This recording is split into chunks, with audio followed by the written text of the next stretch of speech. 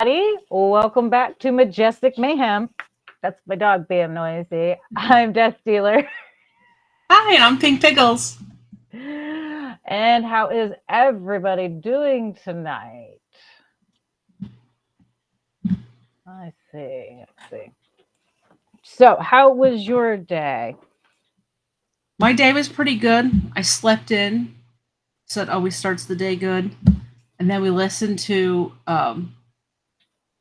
I'm horrible with names, so I don't know who has the podcast this morning that you have to wake up early for.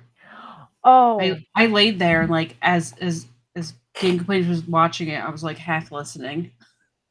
could have been Good Morning Xbox. Yes. Yeah.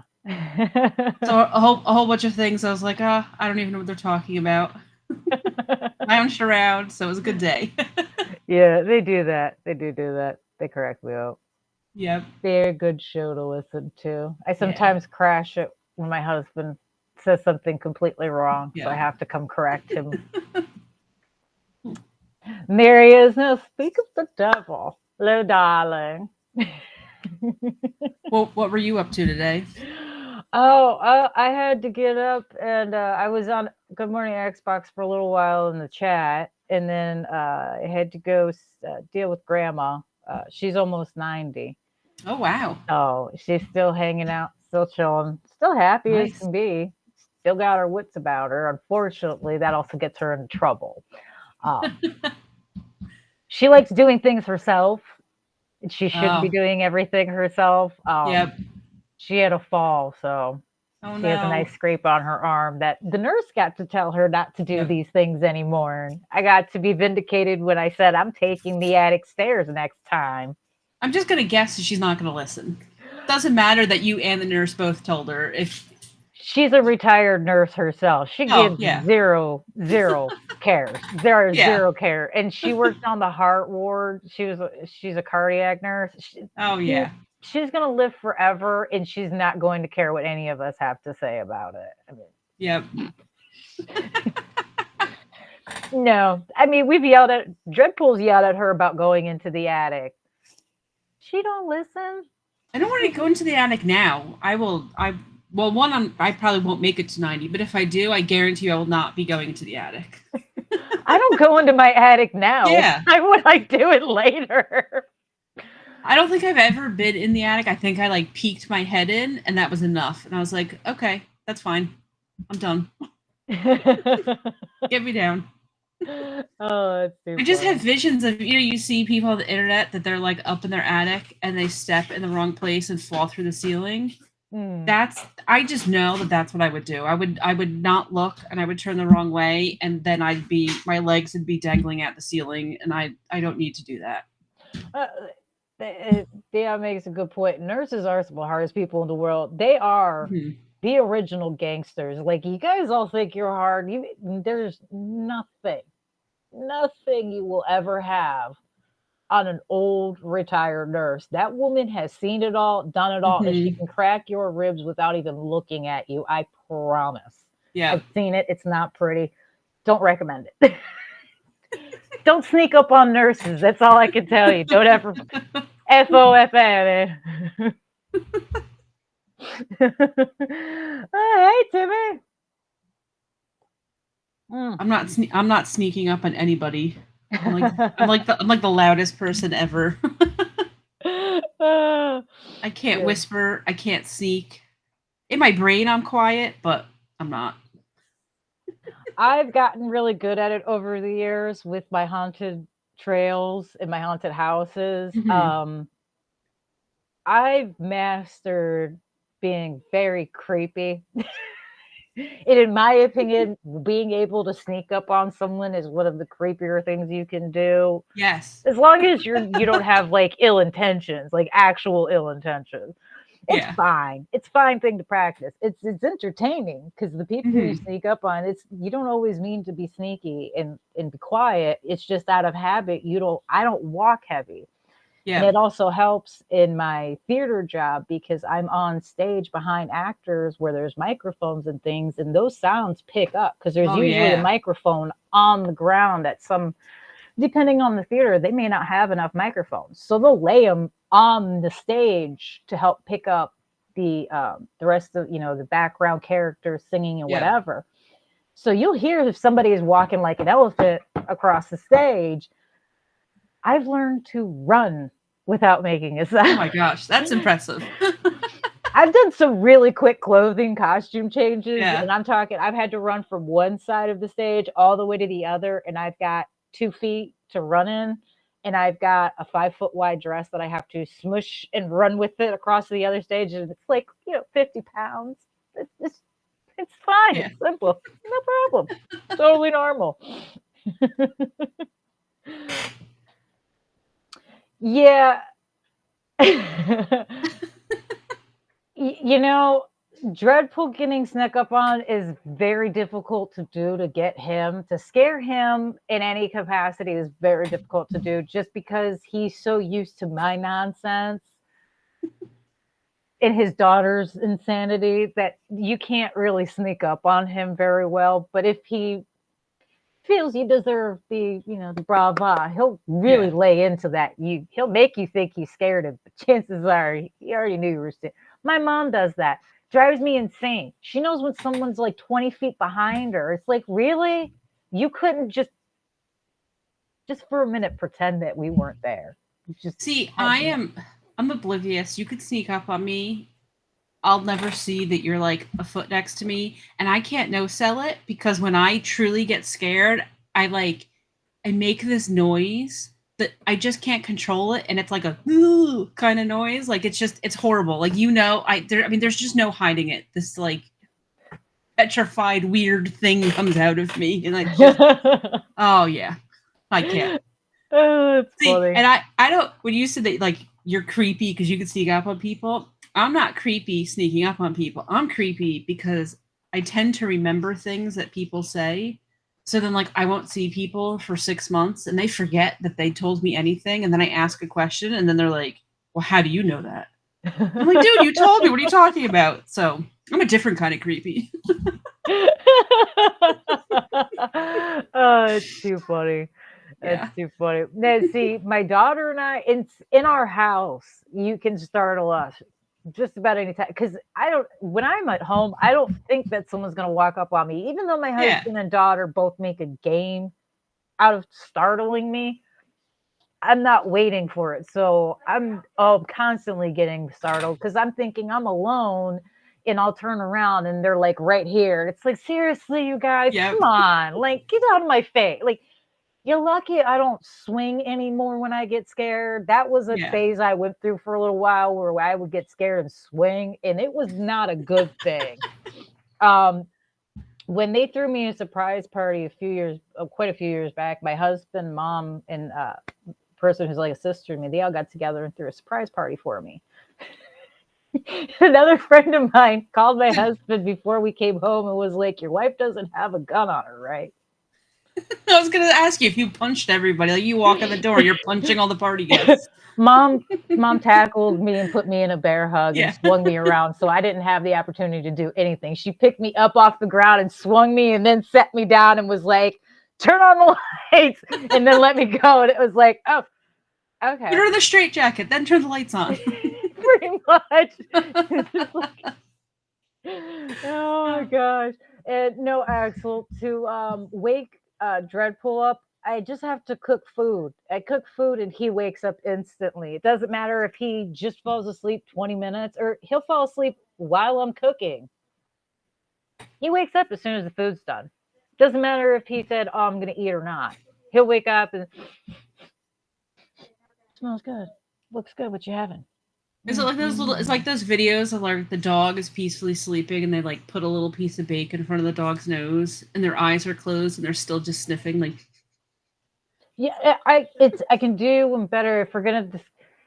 It's the videos where the dog is on the couch in the living room sleeping, and they sneak out into the fridge to grab a piece of cheese, and they quietly open it up, and they're trying to sneak it for themselves, and they close it, and there's the dog. That's my husband. That's Dreadpool. I can be as quiet as I want to be and sneaky as I want to be and just like no one's there, and then 1 second later, boom. to be fair, our child does the same thing. Yeah. She is her father's child for sure. I do jump out of my skin, RWK. It's entertaining. But see, I love it though. Like, it's so much fun. Like, we were talking earlier about haunted trails and everything. I love going to haunted houses. I love going to haunted trails. I love all that stuff. But it's weird because when I go to those, they don't necessarily scare me as much. Maybe because I'm expecting it. Yes. I don't know. But I love going ever since I was a little kid.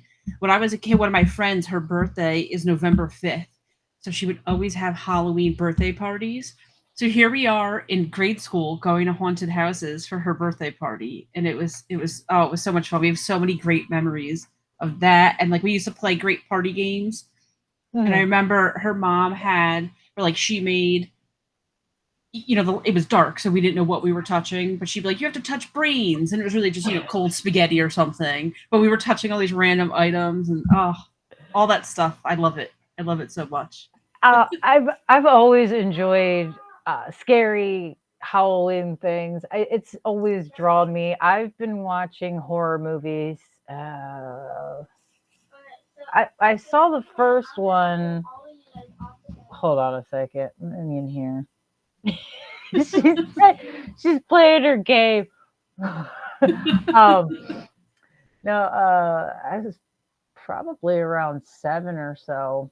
First time I watched a horror movie, and I watched Alien. My first horror movie was Alien. My mom thought it was a good decision. She thought it was a safe choice because, in her words, it's completely fictional. In no way, shape, or form can anything like this ever happen. So if you were going to have nightmares, it was going to be completely fictional nightmares. And I mean, she had a point, because a few years later when I watched Creepshow 2, mm-hmm. That movie's not exactly terrorizing and horrifying. However, it did manage to scar me for life. There's a lake story in the middle of it where they go to a lake. And I've never been comfortable with water since. It's a little too realistic for my taste, personally. I grew up around lakes at the time, so it was like, this is not okay. Yeah, this might actually happen. Thanks. I'm afraid now there's going to be a freaking blob in the water. Yeah. I can't. Everyone else my age is like, Jaws, there's a shark in the pool, and I'm like, no, there's not. There's a blob coming for you. I'm more terrified of the blob coming for me than a friggin' shark. You guys are insane. Yeah. We are not the same. We're different people from different worlds. If you're worried about a shark, you've got bigger problems. I don't know how you're that far enough out in the ocean, but good for you. I'm worried. You're not in the middle of the ocean. You don't see the shark fin. I'm with you. I want the blob. That's what I'd be afraid of. I can't go swimming in like lakes. I don't even like the ocean. I don't like swimming in anything other than a pool because I don't want things to touch me. I can't see in the water, and then there's things in the water like seaweed and branches and fish, and I don't know. I don't want things touching my legs. It's gross. It's creepy. It scares me. I don't like it. I'm not a fan of open water. It's just too many variables. It's this simple as, and it's funny because I live in Florida. You'd think, and I was born in the Great Lakes states. So people are like, "You've been around water your whole life." That's my point. I know firsthand. Yeah, we're not supposed to be in it. We're only supposed to shower or take a bath or possibly swim in a pool. Everything else, we are not the top of the food chain. What makes us survive is the fact that we have weapons. You want to know how many weapons are effective in the water? Not many. Yeah, not many. Not many. And I don't know about you guys. I'm not carrying around a dart gun in the water. I was going to say, you don't go swim with your harpoon. Not exactly taking my crocodile hunter knife down with me. I should, but I don't think I have. It doesn't really fit too well in a bikini usually. Yeah. No, that's just too many variables. Yeah. Can go wrong. I agree. I've seen Titanic. I know what happens. I'm going to pass. I am waiting because they have, I don't know when they're releasing the final report, that little submersible thing that tried to go down the Titanic last year and imploded because like it broke when they were down there. I don't even know what was going on. I was sick when that happened. Yeah. And I was laying in bed and I couldn't sleep and I was miserable and I'm laying on a bed wedge so I could hopefully breathe. Harry comes in the room at like 5 in the morning and I'm still awake. He's like, "What are you doing?" And I was watching. Mhm. I found some website that showed like boat traffic. And people were saying, well, because you could see where these boats are going, that's where they think they found where the submersible is. Like, so you're hearing about 5 in the morning, like I'm somehow a nautical expert, like tracking different rescue boats, and oh my god, yeah, That's funny. That's too funny. See, here's my thing. People have more money than common sense. Common sense yes, dictates if you walk into a submersible and they have the worst gaming controller on the market as a your Logitech steering controller. wheel, I don't even really have to explain why that's a bad choice. I shouldn't, anyone who plays games knows why that's a bad choice. And he Like, was so proud of it. He was so proud of the fact that that's what he was using. I would be ashamed. I would be so Yeah, embarrassed. Like, I couldn't even get Apple in on this, and Apple will do anything for some publicity and stuff. yeah. Like, Apple was like, "This is a little shady. We're gonna let somebody else touch this." I was just thinking too, like, can you imagine? Let's say that the thing was structurally sound and they're just cruising around down there. What if the batteries die and he didn't bring extra batteries, or his extra batteries like corroded or something? So now you have your submersible and everything's fine, but you can't do anything because you have a dead controller. Like, what would you do? Like, would that be horrible? That would be intriguing. I mean, that's a good I mean, that's a good thought process. You Yeah. know, I don't know what you would really do because you can't manually override it with anything. There's no way to manually override that unless some kid happens to be in the back somewhere and is like, "Hey guys, guess what? It's all right because I got a really crappy controller too, and I can fix this." Well, don't worry. Instead of packing my sandwich I was supposed to bring with me, I brought some double E's just in case we needed them. I got you. I'm not gonna lie. I could see a rich kid having like an Xbox system or a PlayStation system in his backpack for like when he gets to the hotel or something. But I don't think he'd give it up for that. He'd be like, No. "Nah, I can't help any of you. You guys are out of luck." Yeah, I don't know what you're talking about. Nope. Sounds like we're all dying down here, huh? Yeah. That's why I wait for the final report supposed to come out, though. We all know what it's going to say, but that was, yeah. It was a good time to be sick, to have a few days to just, like I said, pretend I'm some nautical expert there. I would not be going in a submarine or anything. I went in a glass bottom boat, and that was cool. Yeah. But I think that like that was good, and I did I think it was called helmet diving. Mm-hmm. You just put this giant old school like scuba helmet I've on you, seen and those. so it has the tube, so it blows air in the helmet, so like your head is dry. But we're only like 20 feet. The ground, the floor of the ocean of where we were was only like 20 feet. So we were walking 20 feet below the surface. Like that was cool, but I think that's good enough for me. I don't need to go any deeper. That was my limit right there. Because I just figure even if something malfunctioned at 20 feet below the surface, like I don't know how long I could hold my breath for, but I would like to think that I would be able to make it to the top if something went wrong, right? You might Like get you close know what I mean? enough to get saved at least. You would have a better Exactly. shot Yeah. than no, Yeah, at least have I a chance. completely understand. See, it might be the paranoia just trickling down in my family Yeah. tree, and it might be a generational trauma. I don't know. My family has the saying though that it's easier to prevent a tragedy than to Yes. recover from one. Yes, it is. So don't do the stupid thing. Just pretty much just don't do the stupid thing, because if you don't do the stupid thing, you don't have to heal from trauma from doing the stupid thing. There's a lot of things I look at and I'm just like, no, not me. Someone else, anybody else. I mean, anyone can do whatever they want. I'm one of those people. If it's your body, that's your problem. You're the one who has to deal with the consequences, not me. Do whatever you want. Am I going to do it? No, probably not. No, especially when it comes to like the Titanic. There's a reason that thing sunk. I don't know what the reason is. Do I want to ask whoever knows what it is? No. I'm good. Pride and not paying attention. Here's the thing. They've already got pictures and videos of the site and everything. What the hell is my Yeah, dumb butt going down there am I going to discover something that no one else has already discovered in the last exactly. 57 years Yeah. or 80? It's what is it? It's been over 87 years at this point. So no, I'm good. If Yeah, you I'm not want to going do that, down. more power to you. There's videos already. Hmm. There's they got a wonderful Titanic exhibit right there in Orlando. It's huge. They even have water that stays ice cold so you can touch the water temperature that the people in the Titanic had to swim in and whatever.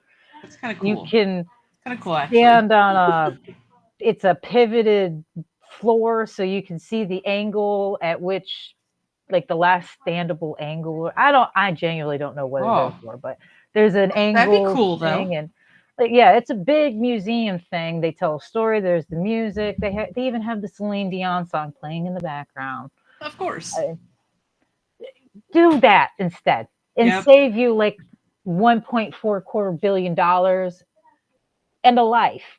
I know. Well, all those people, though, like, we think it's a lot of money to them as pocket change to go on that thing. That's very true. Yeah.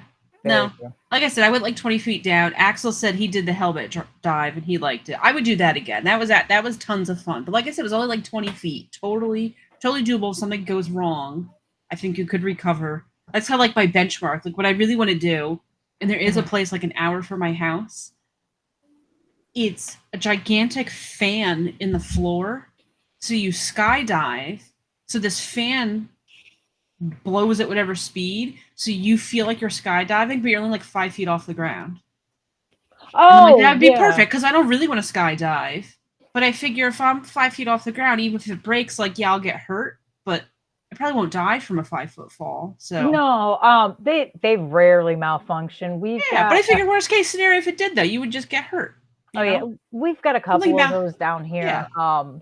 They're a big tourist thing, 'cause especially for people that are afraid of heights that don't like Mm-hmm. heights. It's extremely safe because when it does malfunction, there is someone in there that will quickly grab you and Yeah. pretty much set you on your feet. It's not impossible. Anything's possible. You can hurt Yeah. yourself doing anything. It's just more difficult to do it. I kind of Yeah. like to consider it almost idiot proof. I like to call things Yeah. idiot proof when it's more difficult to hurt yourself.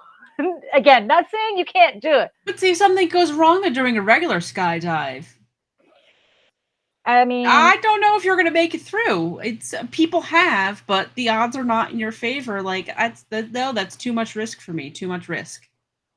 I mean, my baby sister did it not too long ago. She's in the Marine Corps. She was stationed in Hawaii. She ended up doing a jump before she left, and she's telling me about it before she left or before she did it and everything. And I went, I don't know how I feel about you. It's my baby sister for crying Yeah. out loud. Like, I raised this kid. I don't know how I feel about this. I'm not sure I'm entirely comfortable. Did you check the company? Are they reputable? Do they have any complaints? Are there any lawsuits against them? Have they had lawsuits in the past 10 years? Is everyone qualified, certified, insured?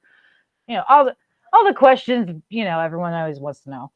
And she gave me all the information and everything. And then she's like, all right, so you feel better? And I'm like, no, you're jumping out. I don't like flying to begin with. So me Yeah. jumping out of a perfectly good plane is stupid. I don't understand it. You're jumping out of Yeah. a perfectly good. Now I can understand jumping out of a plane that's already going down or something's wrong with it or you're running into a mountain. I understand that. I'm talking some Indiana Jones, Laura Croft type stuff. I'm down for something like that. But to just jump out of a random plane that's not in danger of anything, you're out of your mind. You're crazy. There's no Did way. she love it though? She had so much fun, and the video looks good. She had a lot of fun. The video looks cool. Her face looks hysterical the whole time because the pressure from the air Is it like is so flapping and blowing in her face? Yes. she looks so much older than she is. And when she smiled, her lips, she looked like the Joker because everything was just so tight. Pulled back. Yeah. This is great. I'm glad she did it. She had a lot of fun. She did say that she was nervous though when she got up there, and then she kind of like they told her not to look down. Of So course, she the first did. thing she does is, Look down. what Marine is it going to do? The exact opposite. Yeah. Yeah, no, her and her husband both. Like, yeah, no wonder you two are married. You're so perfect for each other. Neither one of you listen. Yeah, Like, not for me. I will never do that. But one day I will eventually do with the big fan in the floor. I'll do the fake skydiving. it's fun. It's not bad. It's fun. It is fun. It's a lot less nerve wracking because, like I said, you're very close. Yeah. Very close. And it's they also have them a lot of times too at like interactive museums now. If you have like an interactive museum near you, check to see if they have them because a lot of them do, and they're usually not that expensive. I think the one closest to me is only like $20 or something like that, or $10. It's not much at all. Like I said, I know that there's a place like that's like their business. I don't know what else is at this place, but I know that they have the skydiving thing. So I have to look because I actually have never ever looked for a museum in my entire life. Every time I go to a museum, I have fun. Like people invite me and I go and it's fun and it's enjoyable, but it's never something like on my own I ever think about going to.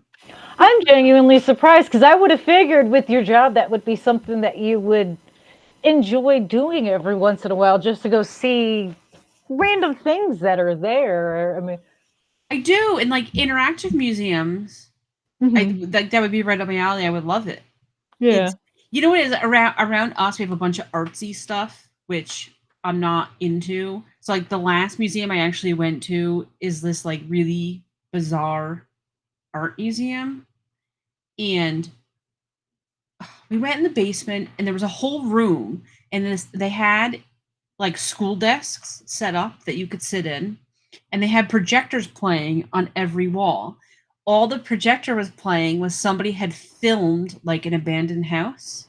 Yeah. So it's just playing the footage from an abandoned house. So the majority of the time, it's nothing. So you sit in a school desk, and there's just a house being projected, and like a rat will run by in the film. That was like this is the exhibit. This is what you look at. And like there was a room we went to. The walls are painted white, and if you're building something that blue chalk on the string, so like you pluck the string and it has the blue chalk line. There was a blue chalk line around the room. So like I go to something like that and I don't get it. I don't know what it is. The building that it's in was an old factory, so it was gigantic and wood floors, and there's like a giant metal circle and then a giant metal square and circle and square. And people looking at it like it's amazing, and I'm looking at it like, okay, there's a circle on the floor. But oh, you went to one of those modern artwork museums. I'm not a fan of a lot of those. It was weird because they are so completely out of left field. I mean, I get that art is subjective to each person. I took the class. I know the total line. I did do art. I know the words. Art is subjective. Beauty is subjective to the eye of the beholder. I don't care. That's fine. A lot of this modern art nonsense is just crap. It's cheap crap, and it takes up a lot of space. And I think that it's part of a conspiracy and all. I know it sounds insane. My friend's like, why would an art be a conspiracy? It's money laundering. It's money laundering. The artists don't have any real talent most of the time anymore. And they're putting, like you said, it's like sticks on the floor. I went to one not too long ago in Tampa, and it was like one of the dumbest things I've walked into. It was like, what the heck is this? What am I looking at? And my mom was a hippie when I was growing up. I saw a lot of weird things over the years in the word of art, I can't get behind a lot of this modern stuff because it's very cold, very basic, and it looks like a half-built IKEA shelf. For lack of a better term, it's a half-built IKEA. I would rather see a half-built IKEA shelf than some of the stuff I saw in this place, quite honestly.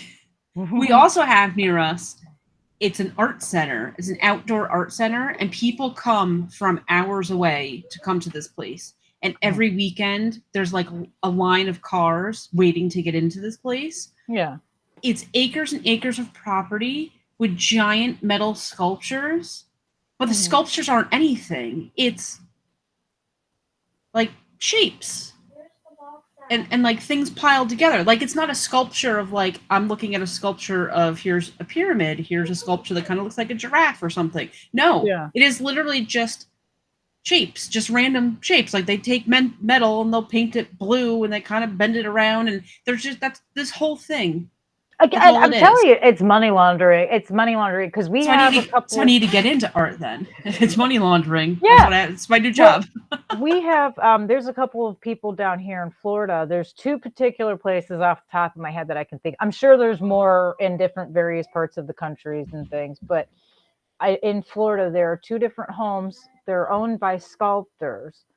In the yards, they put in one. There's like over, I think 200 sculptures in his yard, and they're interactive. And then there's another one, and it's a couple. And I don't know how many they have, but they have enough that they have a couple of acres worth of sculptures all over. And they've even got like sheds that they've made to look like elf houses and things, and dwarf houses, and, you know, fairy tale characters and mythology and all that stuff. And you can actually go walk on their property and do like a tour of the sculptures and stuff for free throughout the week. They only ask that you're respectful, you don't leave any garbage behind, you don't break anything, you know, but those are the kind of artists that unfortunately you don't see very much of anymore. They're also older. If somebody had a yard full of garden gnomes, that's the tour that I'd go on. I want to go see all the garden gnomes, all the time. That's what I'm going to go look at. Yeah. I don't know. The one, it's a lot of bright colors. We've never actually gone to it, but we drive by it all the time. I keep saying that we need to go there because it's really, really cool. And I've seen news articles and read articles and stuff about the property. So that's how I know the one's owned by a couple and the other one's a single man that owns it and has it. They talked about it. They're very proud of their work, and they should be. It's good stuff. And the one couple, they actually have a bunch of bright colors and things. So it does remind me of like fairy houses and things. And I think that's kind of what the wife was more or less leaning into. It's very whimsical. Yeah. It's very, it almost reminds me of like what you would think Wonderland would actually look like. If Wonderland were a place, it would be on their property because they've got, you know, unique looking flowers, animals, buildings, what have you. And they all have like a small function. I can't imagine doing that at your house though, because how much upkeep must that take? And then like what a pain to try to mow your lawn in between all of the stuff and not damage it, and you gotta like clean it off, and then like do you notice one day you're like, wait a second, this gnome is out of place, this gnome is supposed to be over here, how did he get moved 2 feet over? Like somebody touched this little mushroom house. I mean, I'm gonna have to call my mom and ask her opinion. I can actually answer that one, believe it or not. I can actually answer what happens when you get random gnomes and things around your house. My adopted brother, who is no longer with us, unfortunately, he used to, when we were teenagers. Now it's very wrong. I would never recommend it. I would never say somebody should do this. But when we were teenagers, he would steal people's gnomes out of their yards, bring them home, and put them in the yard for mom to find the next morning. And over the years, it became kind of like a running joke. And there was one night that I don't know what possessed them. Him and some of his other friends decided to go ahead and take quite a few. And they ended up finding like 20. Oh my gosh. In like a random neighborhood. And they brought them all back, and they're all in various sizes, various styles, and what have you. And they put them up in like a big circle around the front door. If it had been anyone else, they probably would have been really worried and concerned. But this is also the same woman who runs the haunted house with me every year. So she thought it was hysterical, but she was more or less like, where the hell did you guys get these from? Yeah, where do you find 20 gnomes? Get all of these gnomes from? Well, because she already had a bunch that they had taken already. So it's like, where the hell are you finding these? You've already taken like, X amount out of the neighbor's yard. So they're not there. You're not getting them from them. Yeah. Where did you find more to take? The giant gnome crime circle.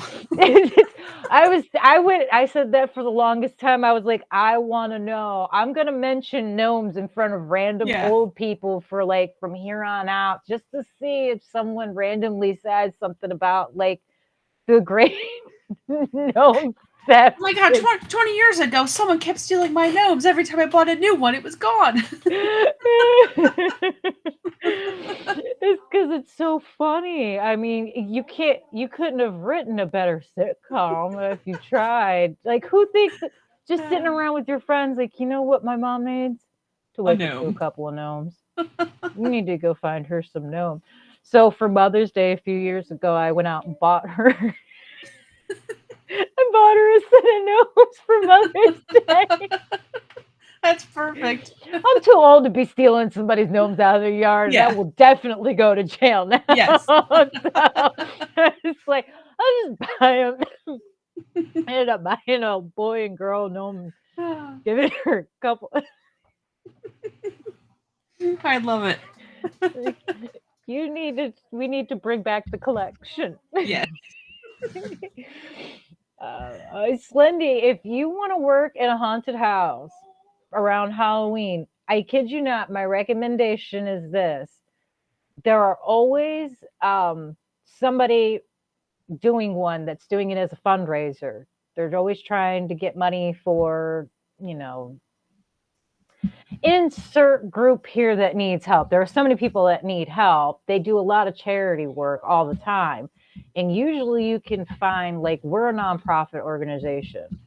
You can usually find one. And those are the easiest places to get into with no experience. You just go to one of those places and tell them, hey, look, I'm interested in getting into the haunt scene. You're looking for volunteers? I'm willing to volunteer. If you want to do building, you can even do some building. I would recommend looking for some of those places now if you want to have like a hand in the actual labor of putting together, designing in a room and theme and all that. But if you just want to go scare somebody, you can wait till it's closer to September and then go find. And they're always like, we're always looking for volunteers. I'm dying constantly looking for volunteers. I would never turn away somebody. Not to lead with, I want to scare people. Maybe you should have a sentence prepared before that. Oh no! Listen, I have just people walk up and say that. Oh no, I've had people do that, and I'm like, great. When can you be here? I don't need. Listen, I don't want you here to hold their hand. I don't need you here to just be security. I got security. I'm good. Thank you. I just need someone to help fill the role. So if you come to me and say, I just want to make someone piss themselves, I'll be like, great, I'll put your name on the board. What spot are you going at? We have a poll. Dreadpool will tell you, I've said it before on other podcasts. We take a poll at the beginning of the month. Who's going to try and make somebody pee themselves? If we can get someone to actually shit themselves, if we can get someone to puke. We've had babies. I've had people throw their babies at me. Oh my God. Literally, they're carrying a toddler. They get scared and they'll like, it's very strange because the kid and I will just kind of sit there and look at each other. You're both like, what is going on? What just happened? What am I? I don't want this. Thank you. Like, I've had people throw phones at me, clothing, Contact lens cases. A contact lens case was strange. That one, I have to admit, I don't know where that one came from. Why they pulled it out of their pocket. Why are they even carrying it with them? That one was weird. Like I said, out of all the things, like there was one time Tiny Giant scared a boy out of his clothes. Literally, it was an older teenage boy. He was about 16 or so. I could hear him talking around the corner. He's running his mouth about how he's not going to be scared and ain't nobody going to scare him. Da, da, da, da, da. Well, here comes my sweet little innocent babe girl. And she just looks at him and she's like, boom. And he couldn't, it was like a Looney Tunes. He was trying to get away quick. It just took his shirt off to throw it at her. So she didn't even have to do anything. She just he was that scared. Didn't have to do anything. I got it even better. She was one hell of a creepy doll. That's what she was dressed up as, is like she was a small version of me, and I was dressed up as like essentially like a creepy Barbie, I guess you could say. We were in a toy room, so she was creepy. I'll give him that. Yeah. She was hella creepy, so she didn't really have to do much, but it was just so funny that he's big and tough and everything else. And the second he comes around this corner, this 8-year-old just says boo, and he's like, poof, run. I'm like, buddy, you want to keep your do not take your pants off. Yeah, leave everything on, please. We still have the shirt. It's a trophy. I washed it. She still wears it. He never even came back for it? Nope. He just left. He was done.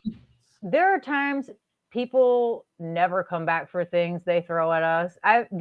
Unless it's a phone, they're not coming back. We've had shoes left. Why you'd be comfortable walking out in the middle of the woods with one shoe, I don't know. And they've left sneakers. It's not like they're leaving like flip-flops or jellies or slides or something. They left a tennis set, like a sneaker. I'm like, yeah, that's weird. Okay, that's weird. Man. Yeah, we need to find better haunted houses around here, because the one that we normally go to, it's just becoming I think in my opinion, they're overselling tickets to it. So now it's too crowded. So then it like loses its sparkle, because as you're going through, it's just a string of people. So you can't ever really get scared, because they're scaring the person 4 people in front of you. That's why you're watching them hide and they come out. Like there's no gap, because they just have so many people coming in. And they really need to limit the number of people to make it so it actually. They should. Well, that's why, like, if anybody ever asks, people ask my opinion on things. That's why I always tell them, I'm like, we count the groups. I don't care if because the last few years, this year, I'm doing my own trail, my own entrance, my own exit. I decide how many and when. But I've done other years previously where I was actually part of another trail. I was smack dab in the middle. There was another group that did half of the trail before me, and then a group that did the rest of the trail behind me. And I had a section literally in the middle. I didn't care. I'd stop people in the middle of the trail. You need to wait. Yeah. And we'd space them out. We do small groups. You can either do 4 or 6 people. Now, if you've got 7 people, I'll let one person extra slide. But if you've got 8 people, I tell them, okay, pick 4 and 4, or pick, 6 and 2. Those are your options. That's all you get. And yeah, I genuinely don't care. You'll meet at the exit. You guys will only be a few seconds behind each other. And trust me, everyone's beneficial, because if the groups are too large, like you said, or they're running too close together, you see everything before you're supposed to. There's no setup time. There's no break time. My actors need to drink water. Some of them smoke cigarettes. So, you want to be able to go run away. I want to be able to run away. I also have a break area. I don't like people watching us go through those shortcuts, because they then think that that's part of the trail. So I always tell people to wait till there's no one there. That's a problem if I've got groups running on top of each other. So usually have whoever's working the front gate tell them, okay, count to like 15 Mississippi or 10 Mississippi, and then let them go. Or if you can see they're getting into a certain area, once they hit this area, let them go. Or if you hear this noise, let them go. Yeah, this one, it's like you go, the first group will go and they like make the first turn and like, okay, now you can go. And it's like, well, wait, no, they just walked 10 feet away from me. What are you talking about? But I think because they're consistently ranked, they're ranked like in the country as one of the best attractions. And I think they used to be, but now they get ranked. Now it's just let me make as much money as humanly possible. So now the quality is slipping because they're just trying to pack all those people in, and it's like, yeah, it's not even that good anymore. And it's so expensive. And it's like, Oh, I'll I pay the wholeheartedly. money if it was good, Mhm. but it's just not even, I don't want to pay all that money and you can't even spook me once. I mean, it's just I'll go to the one that's a fundraiser and pay $5 and I'll probably get scared by an 8-year-old. No, I get it. I mean, I feel that way with Universal Studios. I have been going to Universal Studios Halloween Horror Nights since I was a child. And I have always loved it because not necessarily because it had all the big names and everything, but because it had more. It was always bigger. The makeup was always better. The costumes were great. I can remember going and seeing the side shows that they would have for years. And it was just baffling to me. Even though I do this stuff myself now, there's some things that they've done in the past I can't duplicate no matter what. I don't know how they did it. I wish I Yeah. did because I would love to. There was this one year they called the theme the director. It was a serial killer who recorded, it was basically like a mannequin type situation. He recorded this murders and da da da da da. Well, they had him come out and do a sideshow where he throws a toaster in a tub with a girl and a few other things. But the toaster and the tub thing always stuck with me because it was so realistic. Mm-hmm.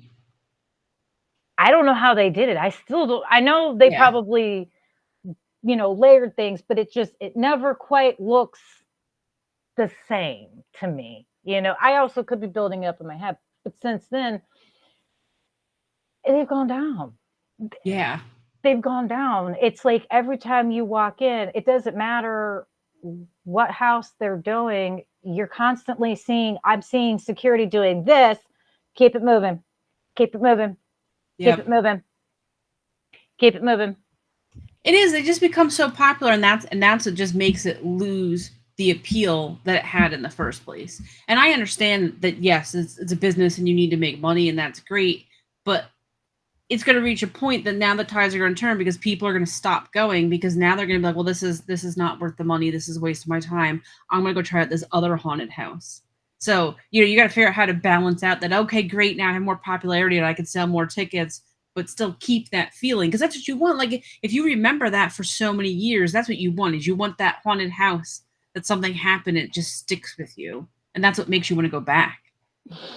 Yeah, they used to do so many cool things that I would love to duplicate or that I would like to just even see them do something even remotely close. And we went last year and it was such a letdown. I was just like, this is not this is sad. This is very sad because this is the first time in my life I'm like, I don't want to spend this money anymore. This is stupid.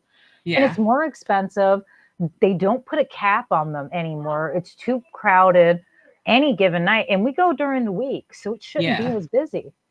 I mean, thank you, Sir X-Fan. He says, your guest is back. Yay. She is an awesome regular. She is. I love her. Thank you. Isn't she great? She is wonderful. And yes, Game Completers, Uncle Fester had something happen like that at Adam's Family Values. Yes. And having a birthday on Halloween would be awesome. That would be amazing. In Milfman, I've seen Chucky in a haunted house. It's not as great when he's like 5'8". It's a lot better when he's like 2 foot nothing. So I don't know how that really works out with toddlers in a haunted house. I can't personally think of myself to do. I mean, my nephew's quite short. He is kind of still young, so I could see about dressing. That's not a bad idea, actually. Thank you. I might dress my nephew as Chucky. He'd embody it beautifully, I'm sure. So I'm gonna have to see about that. If I get my nephew to wear the Chucky costume, I'll take pictures for you in a video. It'll be hysterical. Hmm. I haven't been in years, but when I was a kid, I used to go to this haunted house and it was in a winery.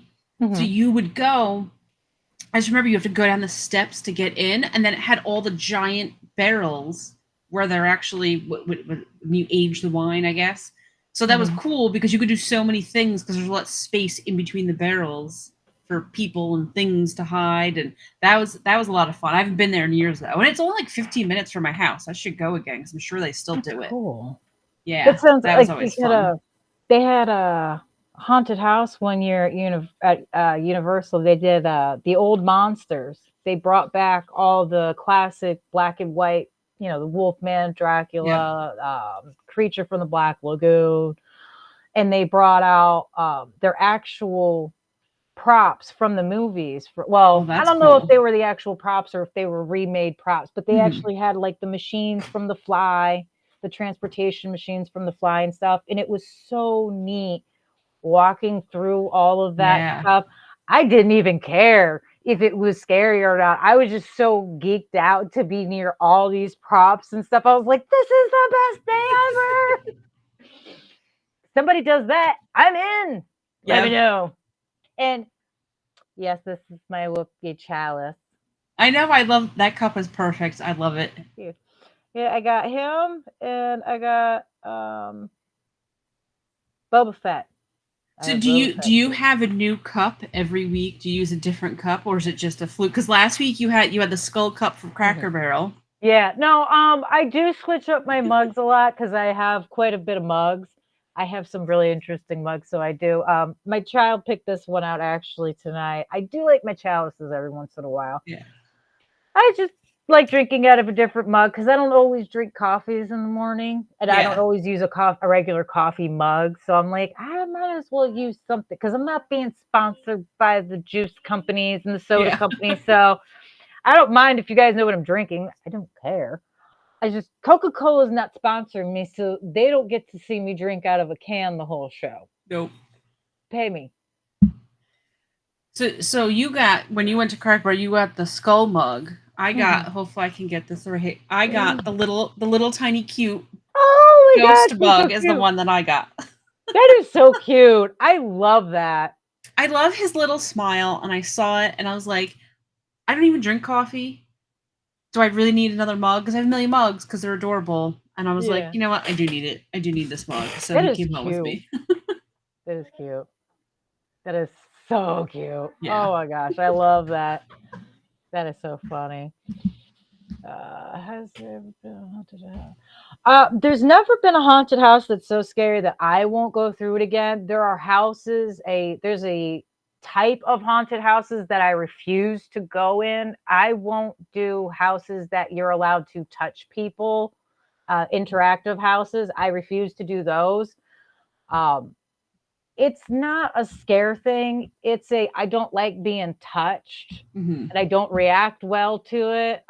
Especially if I get anxious, I really don't react well. And unfortunately, people have a tendency not to keep their hands where they're supposed to. I have a tendency to break fingers when I probably And then you shouldn't. punch people. Yeah, yeah. That old saying, move your hand or you'll lose your hand. That's very much my motto. So I don't like interactive houses. It's everyone has their thing. I know quite a few people that love them. They swear by them. They think they're great. I know people that have done them and said they're not that great. They're just kind of dumb, but it was an experience. I've had people that have had horrible experiences. It's a wide range, but I personally won't. I don't want anybody touching me that I don't know.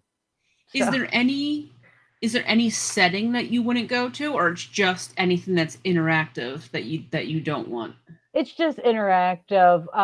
Themes don't bother me. I'm pretty. I don't know if it's because I'm well balanced or if I'm mentally unbalanced. Dealer's choice, however you want to see it. There's a lot of things that just don't bother me. it might scare me at that time. I Yeah. do get scared. I will admit, I get scared, but I also know that I'm safe, so I let my guard down for Yep. it to be scared. Um, if it were real life or reality, it'd probably gross me out. But would I be scared? No, I'd probably be more irritated and angry than anything because now I've got to get up and probably, do something. Yeah. But no, there's not any settings. Although I have been to a haunted house where they did a blackout hallway, and it was a completely blacked out hallway with no Mm. light at all. That was strange. That was Yeah. uncomfortable. It was very uncomfortable. I haven't experienced something like that since, and I never Yeah. experienced anything like that before. That was very strange. I'll have to admit that one. Oh, Sir Henry's down here in Florida has a section in a trail that they did. It was like set up like a closet, a wardrobe closet for costumes. And as a seamstress, I've had rails of clothing fall on me before. That was scary. I don't like going through there. I try to dodge out of there every time, but my husband doesn't let me. My mom pushes me through while laughing. Um, it's always funny because you can hear the workers because I'm vocal and I'm complaining the whole time. As soon as I hit the front of those clothes, I'm like, I do not want to go back in here. It smells like a costume closet. It looks like a costume closet. It kind of wobbles when you brush by it. And I'm looking at mom Mm. going, Ma, you remember the one theater with the rail that just went poof in it, like 170-pound costumes fell on me.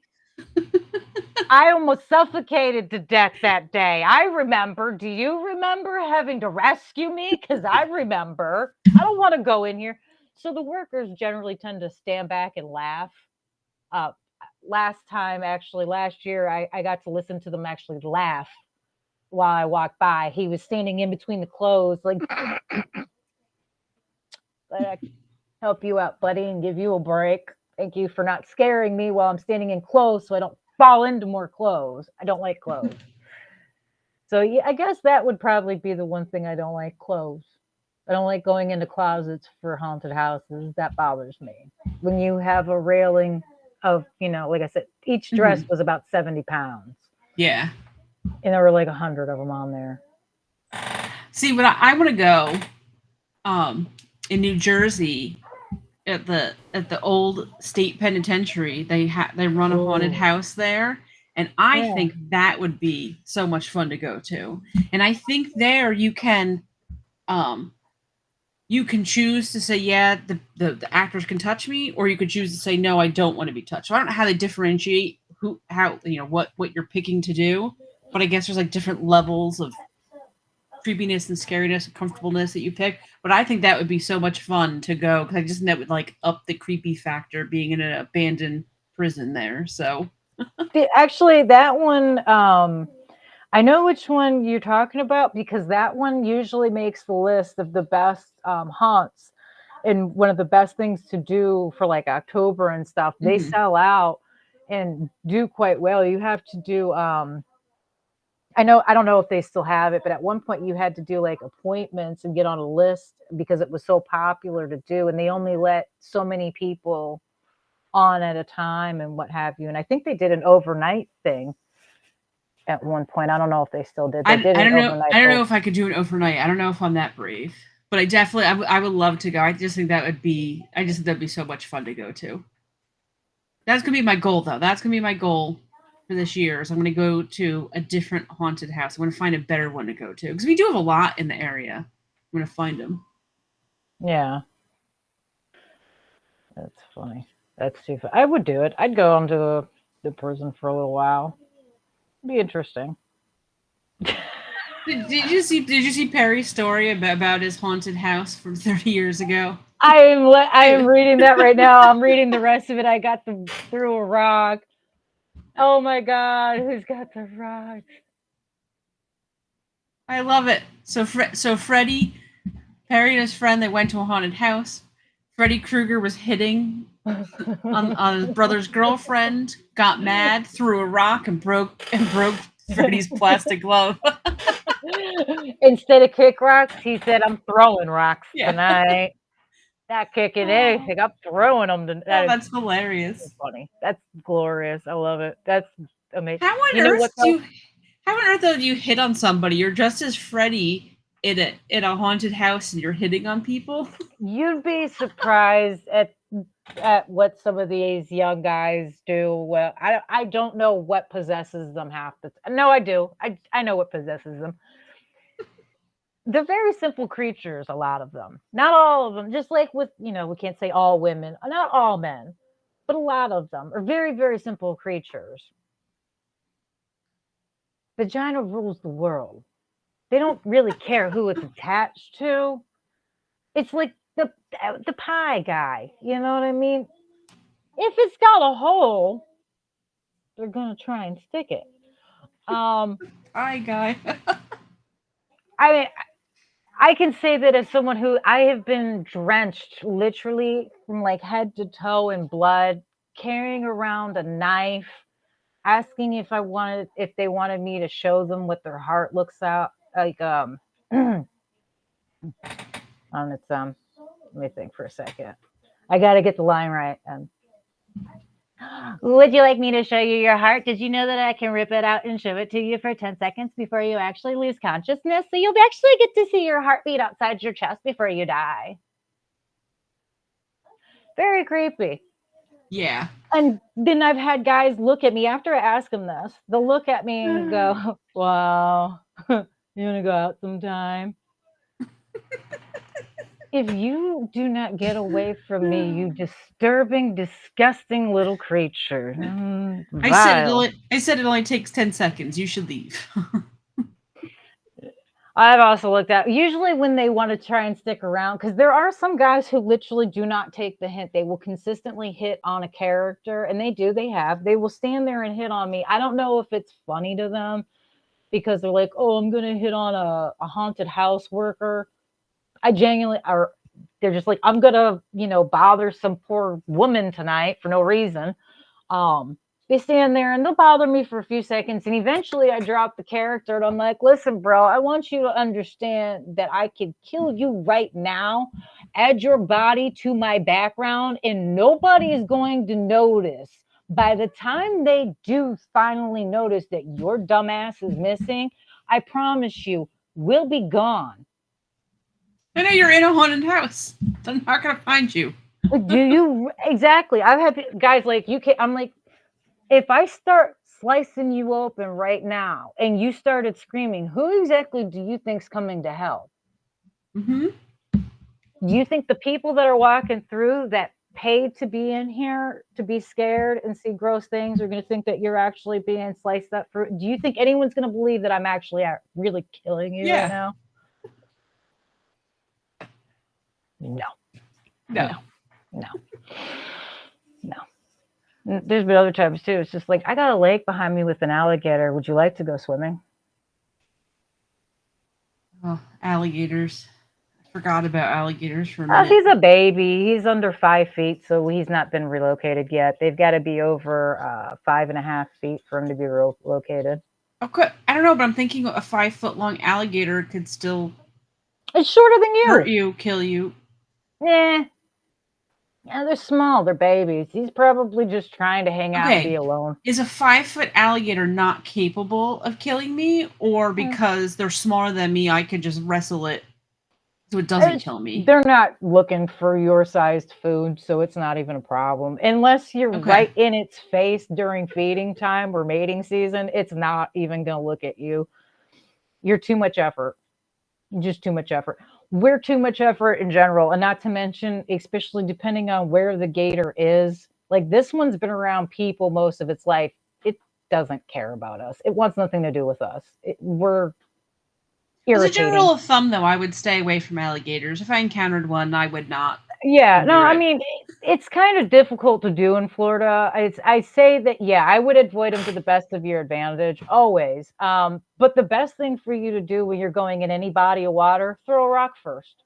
even if you're up north, because it startles the snakes and the alligators, and whatever's in the water now knows there's something else coming, so they this is why I leave. said I don't want to go in anything that's not a swimming pool because there's things. I'm There's gonna. things I don't want to have to throw a rock to scare animals away. I hate to tell you this, in Florida, you have to check your pools because, and this is what most people don't realize: alligators can climb fences. They don't care. I They know, but at least you could see in don't. the pool because the water's clear, though, so you'd see Well, the that's it. You alligator. have to look first. There's been Yeah, people that have don't just actually jump. jumped. There have been no stories of people actually just jumping in and only realizing after they get in the water there's an alligator in the bottom of the pool. I would find that horrifying. Yeah. Personally. And yes, snakes. We do have water snakes too, so you have to be careful. I'm more concerned personally about a water snake than an alligator because I know that most gators don't care. We're not. We're too much turf. It's the same reason they don't eat manatees. Why? There's other things to do. There's other things to eat. Because manatees are cute. You don't want to eat them. They're adorable. Too much difficulty for them. Too big. Those things are huge to smush a gator. I mean, I accidentally walked on one once. They are protected species. You're not really supposed to bother them. We weren't bothering them. We were swimming down the river. I was floating down the river, and there was a group of people in front of us, and they said, "Oh, hey, there's some manatees up here. So look around when you get up here." And it's like, "Oh, cool. There's manatees all over the rivers." Like, "Oh, cool. There's a family manatees." And I'm like, "Okay, guys, keep an eye out for the family." And I'm walking along next to my mom's raft. I'm just because it's only like about chest high water, and I'm walking along.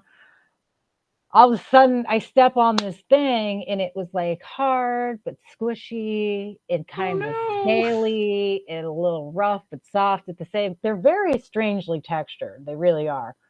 And as soon as my foot hit it, I realized that whatever it was massive and underneath me. And for whatever reason, my brain didn't go, "Oh, it's a manatee." My brain went, "Oh shit, it's an alligator."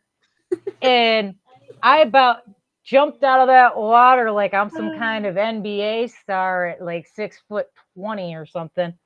Jumped onto the raft and bit my mom. And my mom's like, "What was that?" And I'm like, "I just stepped on something. I don't know what it was, but it scared me. I hope it's not a gator." And I looked down, and sure enough, it's manatees. But I'm glad I did that. A little fat manatee. 2 of them. They were right next to each other, and if I had stayed there, I actually would have gotten smushed between them because they were so close together. It was like this much space, and that's where my foot had started slipping. That's why it felt so weird because my foot got caught in between them. Like, oh man, like on one side, I feel so bad. I just literally pushed off of 2 manatees to, get a lift into the air. On the other hand, I probably could have gotten smushed. I went to the zoo last year, and they had 3 baby manatees, and one of them was named Waffles. I don't know the other names. I just remember Waffles. That's so cute. They were cute. They were little. They were fat. That's so cute. I thought it was horrible because I wasn't thinking that it's in a tropical climate, so you had to go into this little house, and it was like a rainforest basically. Yeah. It was so hot and humid and disgusting. And I was like, I'm going to sweat to death before I walk the 50 feet through this little rainforest area. This is insane. And then it opened up into luckily it was a little bit cooler where I had the pond or not the pond, the water that all the manatees were in. But I was like, I was not prepared for this today. They're adorable. The babies are so cute. Yeah. But Milfman, huge snakes wandering in random backyards. I've had snakes, small snakes, come into my yard. The breed of dog that I have, he actually was bred for hunting snakes. I never taught him. It's a natural instinct for him. He hunts everything that comes into my yard. If it's a snake, a lizard, an iguana, he does not care. He will keep it away from me. He's doing his job to protect his family. Unfortunately, that includes garden snakes, but it's the price you pay for him keeping out, black mambas or whatever. He's gotten a racerback before, so he has killed poisonous snakes. I haven't had any pythons or anacondas or anything in my yard personally, but they're not really in people's yard. We have a problem with them in the Everglades. I mean, I'm sure there's probably one or two that come into. I know I've heard stories of them coming into people's yards and things, but that's probably why it's such a big deal because it's not common really. And that when that usually happens, a lot of times some asshole let their pet out and just doesn't want to come forward and admit that it's their pet because it's in the middle of a suburban neighborhood. There's no real woods nearby for that thing to have come from. And again, they're not indigenous to Florida anyway. So, long story. Someone got a pet snake when they were like 2 feet long, and now that the snake is 10 feet long, they just let it outside in their neighbor's yard. Yeah, I mean, I haven't even had a gator in my backyard. I've had gators in the neighborhood, in the ponds, but I've never even had a gator in my yard, and I have a pool, so they don't really tend to come into the yards unless they're desperate. They have to be desperate in order to come into the yards. And fortunately, we still have a few pieces of woodland left for them to hide away in. So that's where they like to hide. Not to mention, Florida does now issue python, or is it anaconda? They issue snake hunting licenses now because they've become a problem in the Everglades. They're an invasive species. Okay. And nothing kills them. Okay, how do you go snake hunting? Like, do you have like a harpoon on a string that you have to spear fishing? Like, how on earth do you catch a snake? I would honestly have to ask a friend of mine about that later. I genuinely don't know. My friend has a snake hunting license. They get one every year with their gator hunting license. It's the same time of year. But I don't know how you would. I would just assume you shoot it in the head, just like you would a gator. You just go for the unless you want the head for something else. But a snake head's not that big, right? Like a snake head is bigger than a people head. Aren't snake heads little? Snakes aren't very wide. No, they're not. They're really not. I believe you have to put them in a net first. I believe they try to catch part of them in like a net or something first. But I'm not moving to Florida, and if for some reason I ever did, I would not be getting a snake hunting license. So I've never had one. Not for me. I haven't had one. I've never been like, you know what I need to do? I need to go to go hunt a python. I've been hunting before. It's just gators and pythons, not my forte. I'd rather go, hog or deer hunting personally, but that's just me. But I don't do that anymore either. I don't want to do that. I like to stay inside my house because the sun won't burn me. I won't get too hot. There's no animals to bite me. There's no creepy things for me to step in. I like it inside. I mean, it's better. We are just essentially America's Australia. That's all it is. I mean, I've heard stories of Australia, and I got to tell you, the crazy things we deal with here, I'm cool with it because I don't have to check my shoes every day for spiders and snakes. And Australia has so many things that can kill you too. It's not even just like things that are a pest. I mean, they're everyday animals that you have to check your house for that can kill you. No, not for me. No, I'm not one to. I'm not exactly going. See, somebody's. Where does X-Men said? Sir X-Men said they use a loop stick to grab them. Yeah, I figured they did something. I figured it was a net, loop stick net, probably the same thing. No. Everyone does something. I mean, as long as they're a problem, like I said, they have no natural predators. And they definitely don't have any here. Because believe it or not, crocodiles and gators don't kill them. Don't birds eat snakes? Or Not pythons though, not anacondas. They're too big for them. too big? They're Because I way say too I've big. seen photos before of like a giant bird and he's got the snake in his claws as he's flying away. Oh yeah, no, they'll eat them, but we have roughly something like 150 different types of snake in Florida. So there's a shootload to choose from. We've got everything from your average garden and corn snakes to, your poisonous black, what is it, black racer. Um, there's quite a few. I think we've got the mamba. I don't know. We've got quite a few. We've even got invasive species that people have brought down here and been like, I don't want to get caught with this, so I'm gonna let it free because it's Yeah. an exotic animal and I shouldn't have it. And somehow this freakish thing survives and proceeds to give more. Because why not? Why not? Just makes sense. We need more chaos in Florida. We don't have enough with Florida Man. So Dred said that we have to come down, and unlike Slendy, who just drives by and doesn't say anything or stop by and say hello, come by and we do Majestic Mayhem in the woods. We actually do want to come visit Florida because I would never move to Florida. Well, first of all, I would melt. I would just die from heat stroke.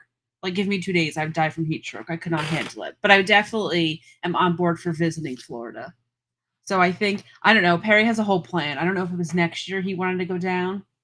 So we will. We'll have to set up a trip to come down. Yeah. Yes. Oh, they're pygmy water moccasins. That's what it was. I knew there was something moccasin, something. I knew it was there somewhere. Oh, give me a second. There we are. Aha. See, when you said about like people just you have animals that you dump. Yeah. Who was the guy who was that big? I don't know if it's Colombia or wherever the heck it is. That guy who was the big drug dude, and now they're overrun by hippos. It's somewhere in South America, right? Al Capone. No, Al Capone was a mobster in New York City, right? Is it? Yeah, no, yeah, you're right. No, Capone had a house down here, though. Pablo Escobar? Is that who it is? No, Capone had houses here. Escobar. Well, it's somewhere in South America, and I think they're overrun with hippos now because for some reason, why the dude who had all the drugs had the hippos, and then he dumped the hippos, and now they're like overrun. Yeah, I've heard of that. No, that's not here in Florida. I don't remember where that is. I do know what you're talking about because I do remember hearing about this. And actually, Al Capone. I want to say it was Escobar that did it, though. I think it was Escobar that did it in South America. Yeah. The hippos were they were exposed to cocaine for what I can't remember why or how, but they were exposed to cocaine and they were very violent creatures because you can't give an animal cocaine. It's insanity. Well, hippos normally, though, are one of the most deadly animals. Oh, yeah. No. And you just gave that thing essentially steroids and then slapped it on the ass and called it a bitch. It's going to be raged. But no, they still generations later, these things have had offspring and they're still running around. And there's really not a whole lot they can do about it because they are almost quite unkillable creatures, which is why hippos are so dangerous. Yeah, they kill hundreds and they get you on land year. or water. Like you can't escape them. They're going to come get you. Yep. They're cute though. When I went to the zoo last year, I went specifically to see the hippos. Yeah. I had to see Fiona the hippo and her little baby brother Fritz, and that's where I went, and they were cute, but they're behind glass, so they couldn't kill me, so it was all good. No, and I'm assuming the zoo doesn't give them cocaine, so maybe I think they just give them watermelon though, and whatever else, whatever other vegetables. No, I'm not confusing it for Cocaine Bear RWK. Cocaine Bear only lived for like 5 minutes, and that thing actually overdosed. Yeah. The movie is completely fictional. It's hilarious. I love the movie. The movie's funny as all get out, but it's completely fiction. The bear didn't live very long. No, the hippos were exposed to cocaine. It was like something like it was in the water supply or something. Mm-hmm. It wasn't done on purpose. It wasn't like they were like, let's give hippos cocaine. It was something like it had to do with how they were transporting it or something with the water or something like that. It was just Yeah. because they were on the same property as massive quantities of cocaine. It unfortunately cross contamination happens with a lot of things. I was gonna say, I bet you everybody on that property was ingesting cocaine, whether they wanted to or not. I think everybody was doing it, Yeah, yeah. I breathing it, kind touching it, drinking it, something. I kind of picture that time of frame, like everyone just kind of walking around looking like a half snowman from like, Yes. from here down, just being pasty white on Yes. accident. You got something on your face, really? Oh, you got it. You're good. Okay. Meanwhile, it's just Yeah. like caked. Oh, but speaking of which, if anyone has seen that movie, Cocaine Bear, that movie is hysterical. If you haven't watched it, you need to watch it. It is so funny. It's got some grotesque parts, don't get me wrong. It's got a few horror scenes, but the movie itself is so funny and so stupid. It's great. It's I great. haven't watched it because the last movie I watched that I had a bear in it, I'm still mad about because it was 2 hours of my life that was stolen from me, and it still angers me to think about it. I don't Aw. even The Revenant, that movie with Leonardo DiCaprio where he finally won the Oscar. Yeah. Did you see that movie? Oh my god, it was horrible. Here, I'm gonna explain. I'm gonna ruin the movie for you. The dude fought a bear. There's a whole movie. Like that's the entire Oh movie, yeah, I and did it's watch it. That stupid. movie is really long and boring. Yes, that's what I'm saying. It's It's very 2 hours of my long. life that I will never, ever, ever get back. So like now I see a bear and I instantly get mad. I don't want anything to do with it because that movie pops into my head. Yeah. It was horrible, and it didn't even have a resolution at the end. Like he spent the entire movie building up to something, and then it doesn't even resolve at the end. And it was stupid. And let's be real, the guy was getting mauled by a grizzly bear multiple times. There's no way he survived. There's no way. The dude would have been dead the first time. See, Let's be real. if you look at the actual story from the guy's account, the account leading up to him meeting up with the bear is more eventful than the movie itself. I don't know why they made the movie so boring and drawn Yeah. out, and so there wasn't that much drama and things, and there wasn't much in the way of like real arguments and stuff. In the reality, the guy says, "Oh, we fought, da da da da da. They pretty much ripped me off and like robbed me, essentially, and left me there to die, and da da da da da." And that's when the bear showed up. I fought the. He only got into the fight with the bear, I think, like once or something, and he hid or whatever, and he ended up. The guy survived, but it wasn't like I said. The movie was just like, did we really? This. It's one of those instances. It's the equivalent of this could have been an email. This did not Yes. have to be a meeting. This could have been an email. Yes. That's a perfect way to describe it. It was horrible. And then he won the award for it. Mm-hmm. He won the award for it, which is like angers me even more. That of all the things it was just like I said, I just get angry even thinking about it. It was stupid. It was a waste of my time. That man has won awards for movies that weren't good. Period. He's been doing it since he started, and it will never stop. It's just like I won't name names, but there are people in the music industry that have gotten awards where I'm sitting there looking at them going, nobody liked you. How are you getting this award? Don't As the talk album don't of the talk year. about Milli Vanilli like that. Don't talk about them like that. You know what? I understood when Milli Vanilli won. People were singing his stuff. People were buying his album. Just saying. But there's been time like who was it? I think there was one year, and it was like the first year. I can't even remember what group it was. There was one year I was watching MTV Awards, and the group that won Album of the Year and Best New Artist, when they came out, it was like, who are you people? Where did you even come from? Nobody knows who you are. Yeah. I agree with you on that one. He should have won for Gilbert Grape. That was an awesome movie. That's a really good movie. Was. Yeah. That's a beautiful movie. It's a sad movie too. Mm-hmm. Yeah, that was a good movie. I've seen that a bunch of times. I always feel bad watching it because the mom passed away like 2 weeks after filming was done.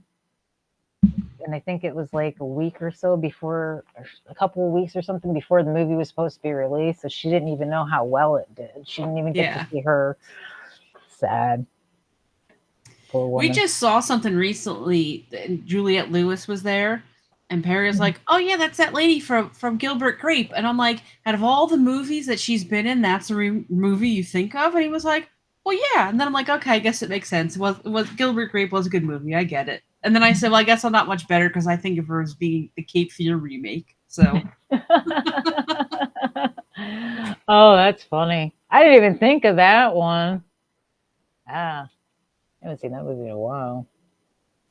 Okay, so RWK, he's trying to justify the Revenant here, that it has to do with showing about the fur trade and everything. No, it didn't, because everything else in the movie was like a side story. The whole story was about Leonardo DiCaprio getting mauled by the bear, and because his group left him. And I'm just going to spoil the movie, sorry if you people didn't watch it yet. The whole thing is he's out for revenge, and he's going back for revenge, which he doesn't even get at the end, which is what like, at least you should have gotten it at the end. But like everything else was just a side story because it should have done with the other stuff, and it didn't. That was like, it really was getting mauled by a bear and going for revenge. And I hate it. I hate it. So if you guys have not seen it, don't watch it, please. Spare yourself. Watch Cocaine Bear instead. That's a better bear movie, apparently. Hey, Yobi! This is Macklemore won a Grammy over Kendrick Lamar. Everybody knew it was BS. Yeah, I mean, like I said, these award shows, I don't know who's in charge of all this stuff, but for years it's been a joke.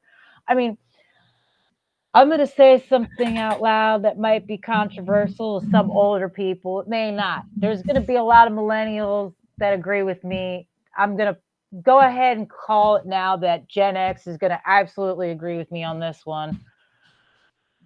Jay-Z is not good. Jay-Z is not legendary. Jay-Z should never have won all of the awards that fool has won over the years. Is he the worst rapper that's ever been? No. He's got some good beats. He's had some good hooks in some songs. I'll give him that. He's had some good lines in some songs that have been fire. I'll give him that. But it's not consistently great. And for people to be like, oh, he's one of the greatest. Nah, man. He's great at being able to pick out talent. That's all it is. He's good at knowing who to team up with for a song. Period. Think about it. Every song that you love by Jay-Z, I bet you it's got somebody else in it. Well, I was going to say, these days, does anybody know who he is other than Beyonce's husband? He's won awards not too long ago. He won an award a few years ago, and I was completely confused because I didn't even know he put out an album.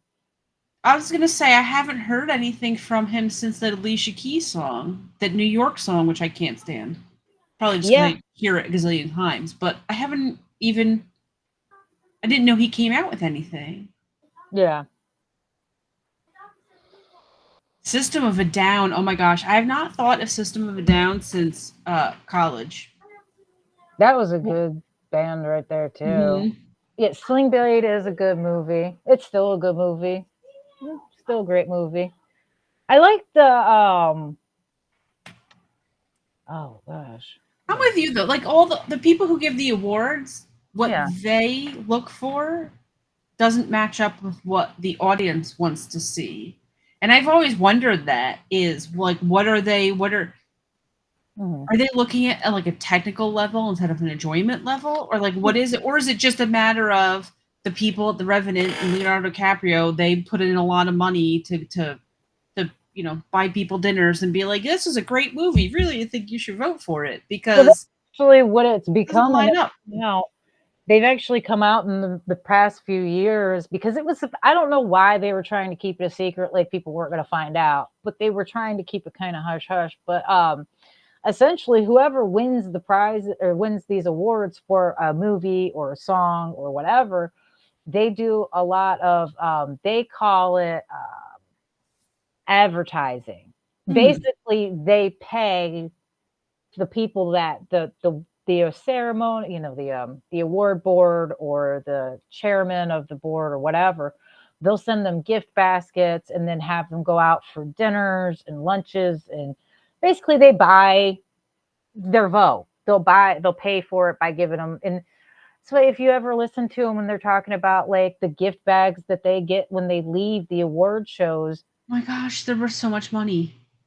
do you really need $50 billion in diamonds because you showed up to a party for an hour? No, but because you spent over 22 gazillion dollars buying the judges. Yeah, this is essentially your, oh well, you didn't quite pay us enough to win, so here's your consolation prize. Here's your $50,000 goodie bag. Yeah, I mean that's all it is. They give them so much money to buy their vote, but if they don't pay enough and get the vote, it's a constellation prize. Yeah.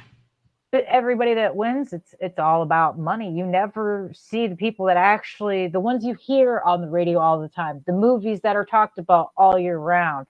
I mean, Deadpool versus Wolverine, that's probably going to be one of the biggest movies this year, in all honesty. I don't care if you like Deadpool or Wolverine. If you like comic book movies, it doesn't matter. That's going to be one of the biggest movies of the year. People are going to talk about it for months because there's a lot to discuss. They have a lot of jokes, a lot of little, get it, guys? You get it? So people are going to be finding things once this movie comes out on video and you can buy it at home. They're going to be freeze framing it. So they're going to be talking about it all year.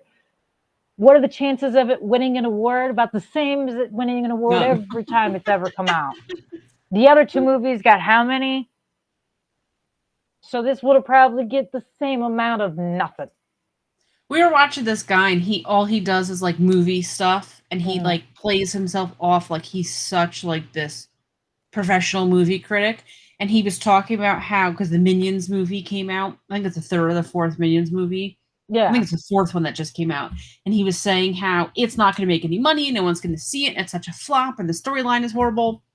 And then 2 days later, the movie comes out, and of course, it makes hundreds of millions of dollars because it's the Minions movie. Of course, people are going to see it. Yeah. Right? So it's like, okay, well, like, you look dumb, and I don't know what you were even thinking, what you were looking at, but it's like, okay, we all saw you 2 days ago, said it sucked, and then it comes out, and then, of course, now he's like, oh, yeah, this movie's great. Like, yeah. No. Oh, so RWK says filmmaking is money laundering. Yeah. Okay, so apparently I need to start making art in the art gallery to launder money that way, and I need to get into filmmaking to launder money that way. Now I've got it, 2 income streams. Yes. That I'm laundering. That's what my new life plan. That's true. I can't disagree with that. It's true. I've heard that before in the past. It's just like I've heard that mattress stores. And that one I actually really wholeheartedly, I don't think that's just a conspiracy. I know it sounds crazy. I'm gonna bust out my tinfoil hat. I genuinely believe that out of all the things people are like, it's money laundering, I actually think that mattress stores are money laundering fronts. And here's why. And I have receipts to back up my claim. Think of any mattress store you have ever had in your town. How many times have you ever seen more than 3 cars there? Ever. Mattresses are expensive. They're not that expensive. I know personally, there's one mattress store by me that's been open for years. They never had anybody in the parking lot. Never. They're still awake. How are they still? And people aren't buying mattresses all the time. You only need to buy a mattress every 10 years or so, right? I mean, and especially now too, that you could buy a mattress on the internet and it comes rolled up in a box. So now you've lost tons of customers, but all these places are still open. I mean, think about it. When my husband and I bought our mattress, it was a lot of money. We bought our mattress, and the whole thing was they said, okay, we'll keep your mattress in the back with your paperwork and everything. So when we deliver it, you'll get the correct mattress and everything. For whatever reason, there was a little bit of time in between when we paid for the mattress and when it was delivered. Well, what do you know? A few days before it was supposed to be delivered, they called and said, "We're really sorry, but the exact model that you guys bought and paid for, we don't have in the back anymore." What do you mean you don't have it in the Yeah, back? you already paid for it. What do you mean? Well, what do you know? They're like, "Well, we've got the same thing, and then we've got this one that's a little better for a little more money." No, give me what I paid for. Yeah.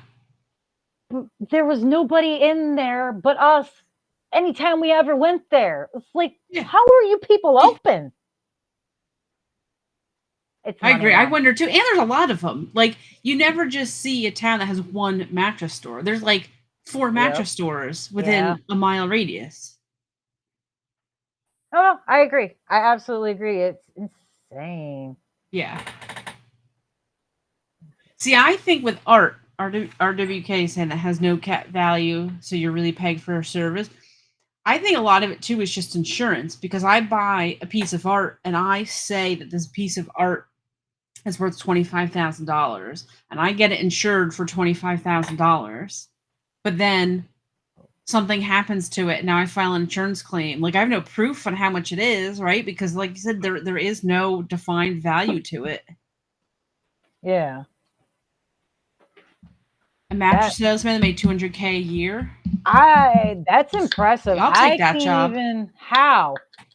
What in the Yeah. I've heard of car salesmen making good money, but I've never heard of a mattress salesman making that. How much commission do they make off of one? I mean, mattresses, like I said, mattresses are expensive now. You're looking at $1,500 easily on a mattress for a king. But still, if you think about it, I mean, you can't just sell like one mattress a month, right? You can If you sell one mattress a month, you're not making enough money to pay the rent on the store, to pay salaries, right? Like, how many mattresses do you need to sell a month? And how many people need a mattress in that particular month who live in your area? Because like I said, it's not an item that you buy frequently. No, it's not. And I might have to go get a job at a mattress store. I just have to get a job at a mattress Just a store. little undercover work, find out how this goes, report back. I'm stealing the money. If it's laundering, what are they going to do? Call the cops on me and tell them we were trying to launder money and this woman stole it? No, I'm not that kind of crazy. Don't worry. I'm going to infiltrate the art world. It'll be perfect. The person who knows nothing about art at all, and I'm just going to go in there and I'm going to figure out how to get money off of it. I'm going to create art. I'm going to go dust up here, put all the stuff in the dustpan, put it on the floor of the art gallery, make up a story about it. I'm ready.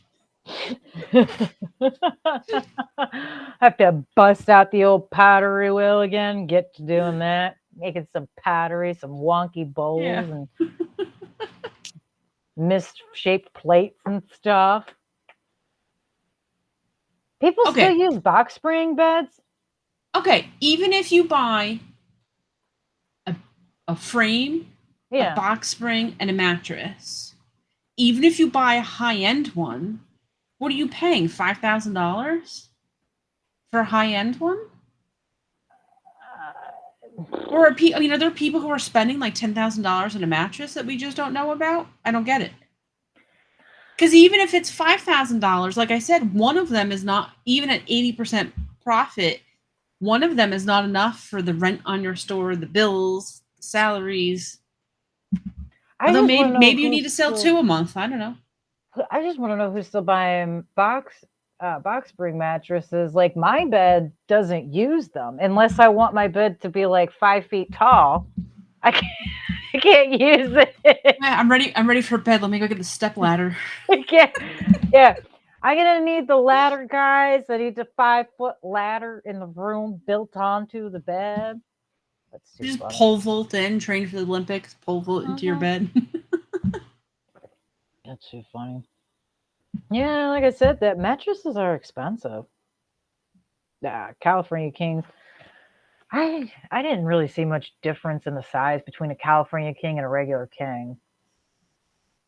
But I also wasn't thinking about it at the time. If I would have known then what I know now, I would have looked for a California King bed. But I have a king size frame, so that's what I have. See, now the mattress man, he went hungry that month because you didn't spend the extra money on a frame. I spent too much money on one mattress as it was. That guy was banking. He must have been laughing at me the whole way to the bank. I would have like these fools spent this much money. We bought our mattress from the internet. It came in a box, and we cut the box open, and then it's in, like a food saver bag when you put your food in and you suck the air out. That's what the mattress is, in a giant food saver bag. Oh, So you have that's to funny. you cut the box open, but you have to be careful not to cut the bag, because then you have to try to like unfold the bag a little bit, because as soon as you start to cut that bag, the mattress, it's like when you open the little can and the snake pops out, right? Like the mattress just like explodes out of the bag. It's great. Although I don't know what you do then, because we never, obviously we didn't lay in it beforehand because it got shipped to the house. And they're like, Mhm. oh, if you don't like it, you could send it back. How would you ever send it back? Like, I don't have a mattress size food saver, right? Like once That's you have funny. it, it's I yours. want to But see the size of that machine they're using to suck the air yeah, out of that thing because I have one of those. I have a vacuum sealer for food, and mine's not that big, but it's kind of compact and heavy. I want to see what the size of the ones they use is because I imagine it's got to be at least as wide as the mattress. How loud is that thing? yeah. I'm gonna go to a mattress factory. That's what I You want to you're do. gonna immerse yourself in the whole process. You're gonna find out. You're gonna start. You're gonna work at the factory. You're gonna work at the store. You're gonna work at the delivery. You're gonna work in every aspect. You are gonna become a mattress expert. I'm gonna know everything about mattresses. Call me the mattress queen. Oh, that's too Okay, funny. I don't believe you, RWK. There's no way that the day you picked up a mattress, six other people are buying a mattress. I don't believe it. I just don't believe there's six people on any given day buying a mattress at the exact same time. You I can't would convince imagine me. it was. I would imagine around tax refund time when everyone's getting their tax refunds in, they probably sell more of those in cars. I know they sell more cars around that time. So Unless you live in like New York City, Los Angeles, like what's like a densely populated area, like mhm. Well, how are even s- how are Dallas. six how Dallas are is s- busy. how are six people buying a mattress at the exact same time? When it says he was in Dallas, so Dallas is a really it's always. I mean, for I would say probably at least almost 20 years, that place has been busy because it was busy back when I was a kid and I went Mhm. there. So I can see six people walking into a mattress store there, but that is a metropolitan. That is compact with a Yeah. ton of people. There are way too many people in a small space there. So I could see six people buying mattresses then, but that's the only like that New York. That's Yeah. metropolitans. That's where I can picture. Otherwise, like I said, mine's constantly empty. It's gone out of business now. I would I blame COVID for that one because it made it all the way until COVID. COVID finally killed it because I'm sure they probably didn't have enough excuses. So, Well, so you have to go undercover. Like I said, you're going to go right for the manufacturing, learn the whole process, report back, let us all know. Or mhm. you're not going to let us know because you're going to find out how they're laundering money, and then you're just going to come back one day and you're streaming, and all of a sudden you're going to have like, fancy designer clothes on.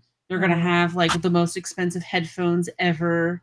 And we're gonna be like, "What happened?" You're like, "Oh, I don't know. No, no, mattresses are totally on the up and up. There's nothing to look at. I There's didn't find out nothing weird here. Nothing I to did. see I here. did. Nothing You to got the see. diamond earrings, and you're like, I didn't find anything out. Nothing. Went on. Nothing to see. Nothing to see. I RWK. I know what a box spring mattress is. I know what a box spring mattress is. I swear. I've used them for years. I just don't have one anymore because my bed, like I said, my bed's already tall enough. In the way my bed is made, I don't need a box spring. So I have a bed with drawers underneath it. Those beds usually have more support beams, so you don't have to have a box spring, and I don't because, like I said, my bed would be like 5 feet tall. Not a good look for someone who's only 5'4". So you sit up in bed and you hit the ceiling. I've done that before in a bunk bed. It was not a good time. It hurt. I scared myself because I had startled myself awake. My mom was like yelling for me, and I went to just sit up, and I just scraped my head across that roof or the ceiling. I was like, seriously, what a great way to wake up. Good time. I'll never sleep in a bunk bed again if I can help it.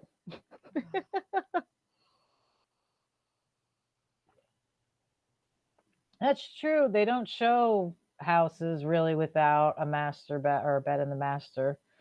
That's true.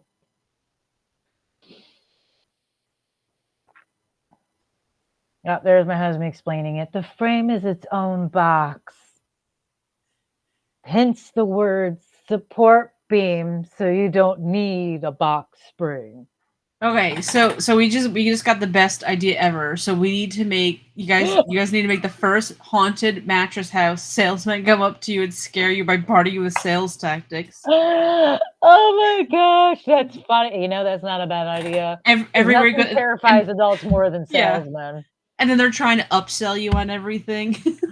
You know, that's actually not a bad idea because I'll tell you what, when we had to buy our car, when I had to replace my car and I had to deal with car dealers and car salesmen, I hate that. I hate dealing with salesmen. And it's nothing personal. A lot of them are very nice people. I've known friends that have sold cars and things, and they're all really nice people usually. You always get your buttholes, but that's with any group of people. I can't stand the sales tactics though. They bug me. They irk me. And I just want to like walk away and not buy things. And you don't really have that option when you're in need of a vehicle. So I did the smart thing. I made Dreadpool go to the car dealerships and deal with the car salesman. And of course, they're all thinking, like the one guy is all thinking he's got my husband sold on a vehicle and he's going to sign paperwork today. And my husband's like, now I got to go talk to my wife. And if she's interested, I'll call you and we can possibly show it to her another time. And the guy's like, you know, talking to him as if it's his car. He's like, no. This is not me. This is for my wife. But she doesn't want to talk to you. She doesn't want to deal with you. No offense. She wants to see the car once I've decided we like it enough, and then I'll bring it to her and get her opinion. Then when he came to do that, the salesman tried to talk to me, and I was like, I'm sure you're real nice, but I'm genuinely not interested in anything you have to say. Unless I have a specific question, I'm not interested in anything you have to say. Sorry. Anything I want to know, my husband will tell me. Thank you. Nice try. That's a good plan. I like it. I get anxious dealing with them. They make me anxious. I don't know why. It's just they make me. They don't take no for an answer. It's no matter what you say, they just keep coming back. So we went because so Rexway just said have a haunted house, nothing but salesmen. We ran away from some guy at a Men's Warehouse because we went in, needed a suit for a wedding. So we go in there. So he's showing the suits. My husband likes the suit. Everything's great. So then he just goes, okay. Now we told the guy, like, we're going to a wedding. Yeah. Now the guy comes out and he's like, okay, so you're going to need 5 different shirts. You're going to need 5 different ties. You're going to need these pairs of socks. And he's just telling us all these things that we need. And we're telling the guy, no, we don't need all that. And he's like, no, you do. And he's just laying it all out on the table, all these things that he wants us to buy from him. And we kept telling him no, and he just kept telling us that we need them. So finally we're like, okay, well, we just got to go outside, make a phone call, make sure we got the money. Yeah, we went in the parking lot and ran away. We never went back. I don't blame you. I mean, like a lot of times they don't listen. And for me personally, I don't know if it's because of the way I look or if it's because of how I act when I'm doing some of the shopping. I genuinely don't know what it is, but a lot of times they irritate me because they'll ignore me and they'll talk specifically only to my husband and sell it only to my husband. And like when it came to like my car, there was one salesman, I looked at him and was like, you can go away now. Like, I genuinely don't want to deal with you anymore. And he's like, well, and I'm like, no, I don't think you understand. I'm not buying shit from you. You can fuck off and leave now. I don't appreciate that you're ignoring me and only talking to him when he has specifically told you it is my car. Yeah. I'm the one who's driving it on a daily basis, not him. He's only paying for it. And he told you he doesn't care. So why are you still discussing with him all of the features and things when it's me you should be impressing? So no, you can go away. Go away. Go away. When we It's were also looking the at a same guy. car, and it was a Mhm. car. Yeah, it was a car for me. He's telling him all the stuff about the car, and then I Mhm. asked the question, and he showed me that there was a mirror, like when you pull the visor down, there was a mirror to check your makeup. Mhm. Thanks for letting me know, and you told him everything. And yeah, we did not buy a car from that guy. No, it's so aggravating sometimes. So aggravating sometimes. No, like I said, it's just they make me anxious. I don't like It dealing is. with We just salespeople. the chat. It was $1 million idea at the haunted house, and it's just nothing but salesmen who come up, high pressure sales tactics. Kids wouldn't get it, but this is dumb, and every adult would be like, "This is terrifying." I would probably have like nothing but a bunch of screaming people just trying to get out Yeah. constantly. Let me out! Oh my gosh, the guy stole your keys. That's too funny. No, Okay, that's great. I'm not seeing all the chats that you're seeing. So did he just say about the guy at the car dealership who stole our keys? Because that was a different guy, and I actually This is the yelled at that lethal guy. sales. Yes, this is the lethal salesman, the one that stole our keys. The guy would not give us our keys back because they were we were asking a question, and the guy was telling me about a lease, but he was straight up lying to me, and I Yeah. called the guy out on lying.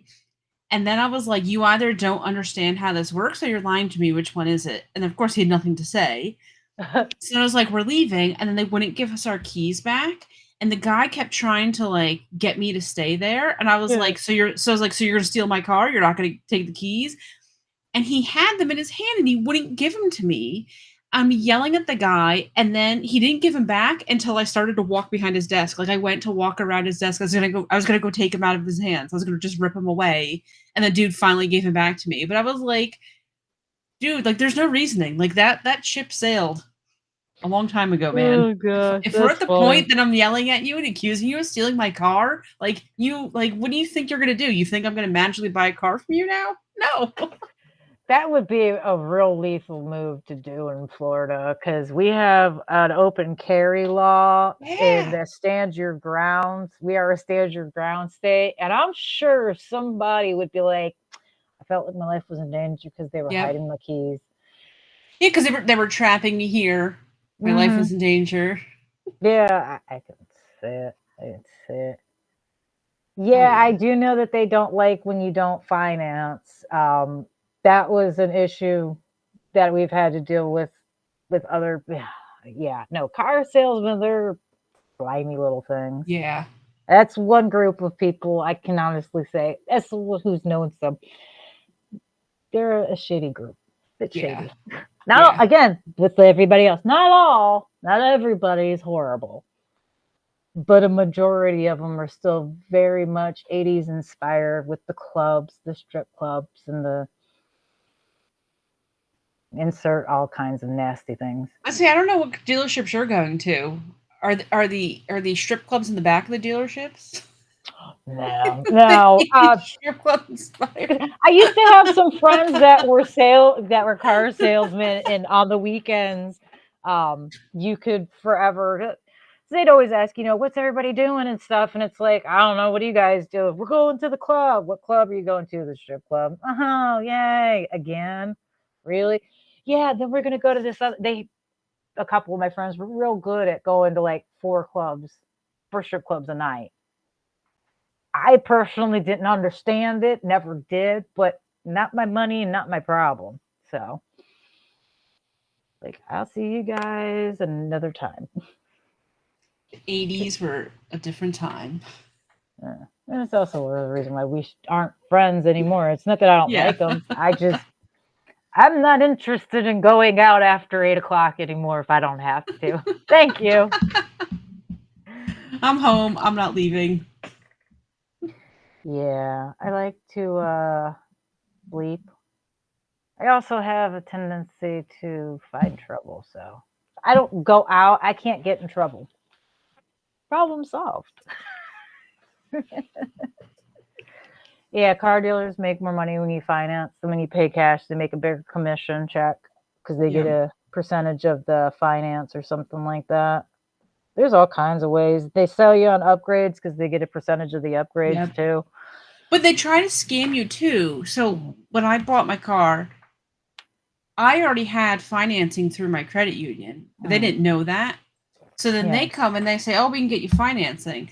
And he tells me, but he like glossed over the terms. Yeah. But he was just, well, this is how much it's going to be a month. And I'm like, no, back up, please. What are the terms? What is this? And then he finally told me what it was. Mm-hmm. And I was like, oh, okay, well, I don't want that because I have it better through my credit union. And the guy's face just fell. And I was like, well, I could see if we could do better. And it's like, well, if you could do better, why didn't you do better the first time? Like, you're just trying to scam me, thinking that I didn't know any better and I would have just taken whatever it is that you offered me. And then the guy was trying to give me all these different upgrades, telling me, well, this is how much your payment is going to be per month. And I'm like, okay, but can you do the math for me or give me a piece of paper so I can do the math? Like, how much does this cost overall? And he wouldn't tell me how much it cost. And I was like, okay, well, obviously it's not that good of a deal if you can't even tell me the price of it. Oh, yeah. No, they're shady. Like I said, they're shady. They do some really shady things. I did not know you could finance a mattress, RWK. That is interesting, but sad at the same. I mean, it's good, but sad at the same time. I don't know how I feel about that. I'm concerned. What is the IPR rate on that? That sounds horrifying for poor people. Why? Well, what? In this day and age, though, why would you finance a mattress? Because even if you can't afford a mattress, I get that you may not have $2,000 laying around to go buy a mattress. Mm-hmm. There's affordable options. Like I said, on the internet, it'll come in a box. You could spend $200 and get a mattress shipped to your house. True. I mean, but not everybody wants those mattresses. I was just going to say, I know $200 mattress isn't going to be the most comfortable, but it's affordable. That's probably what it is. I mean, a lot of people are probably thinking, if I'm going to spend the money, I might as well spend good money and get something that's going to last a while. I mean, I know when I bought my mattress and when I buy a new one, that's my thought process is if I spend a decent amount of, not that I want to spend a large amount of money on a mattress, because I don't. It's stupid. It really is dumb. I miss the days when you could spend $100 and get a great mattress. Yeah.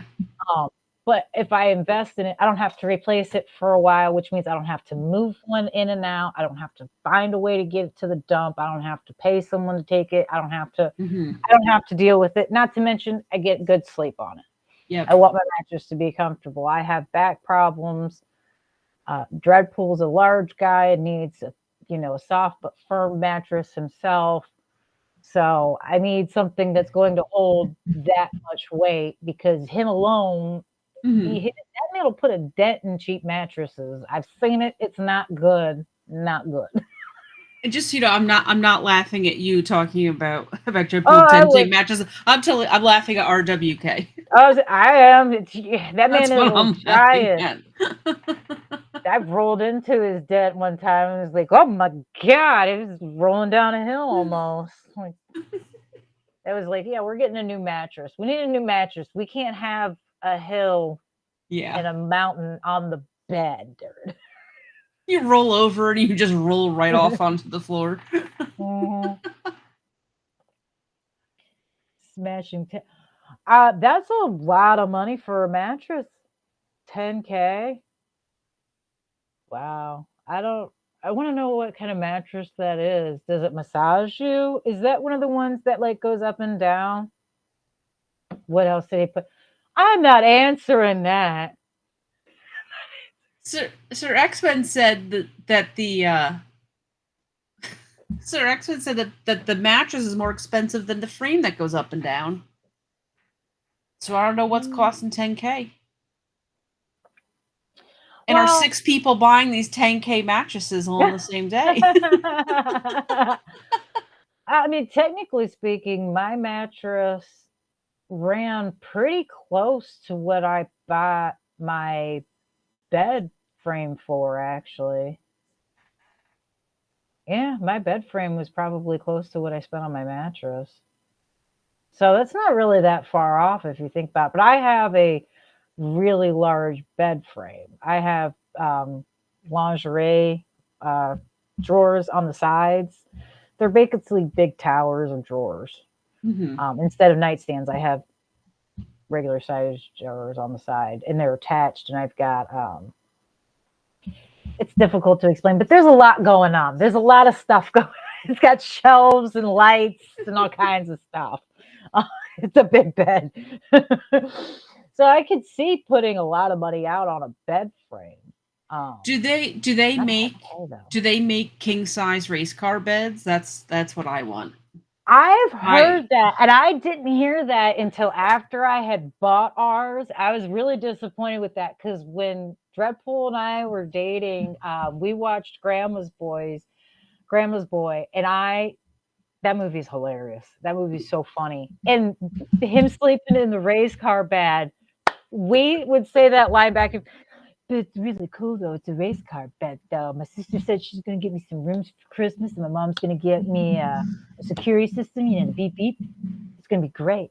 It's gonna be awesome.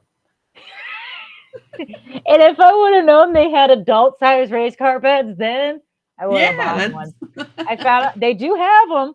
So if you have the opportunity, I highly recommend it. They are so cool, and you will absolutely get laid. I don't care what anybody says; those are cool. I would do it, except I would have to break my bed frame to get it out. So I'm not doing it's as large as my wall. It takes up my whole wall with the drawers and everything. And I'm not, when I had that thing installed, they told me wherever I put it, I had better enjoy it and be sure because it's not moving.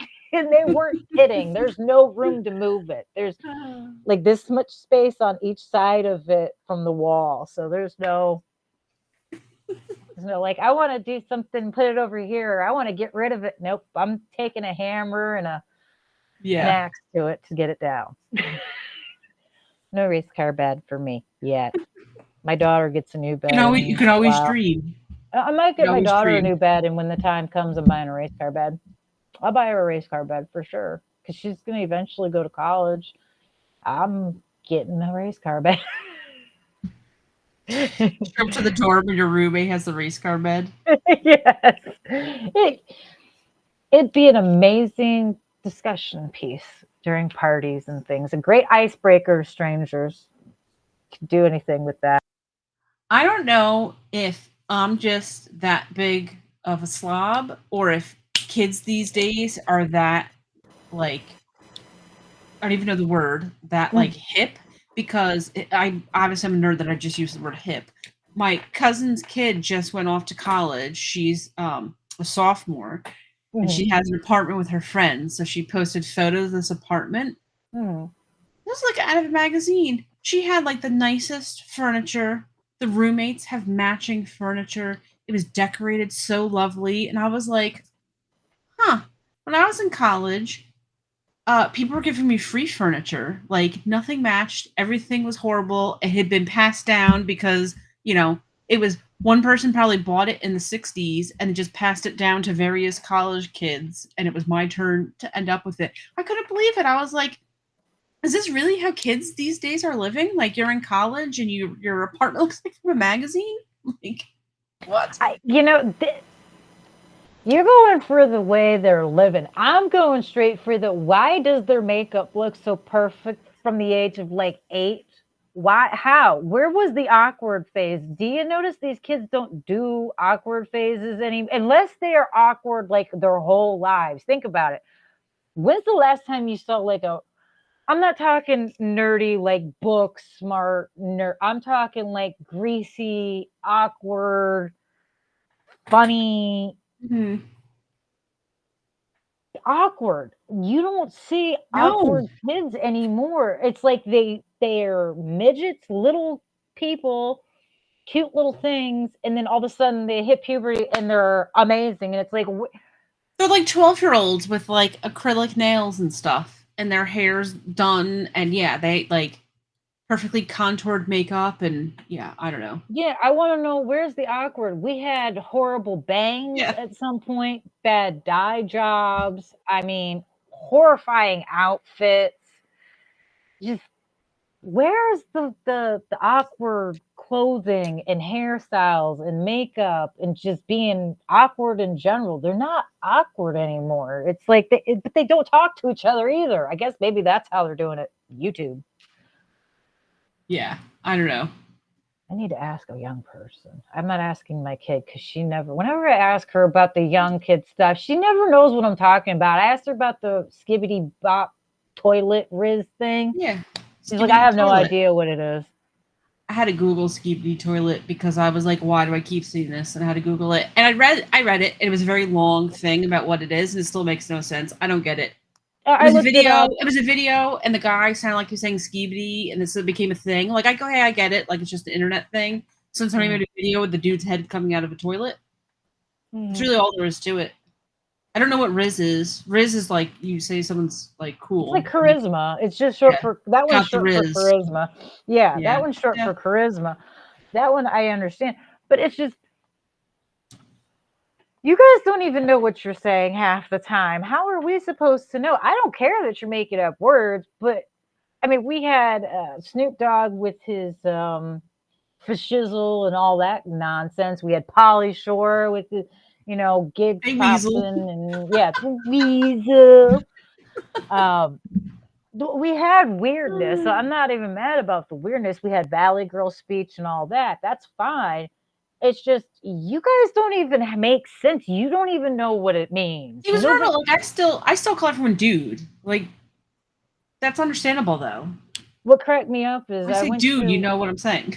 I went to my daughter's school open house a few weeks ago, and we're sitting there while they're doing their little speech and what have you.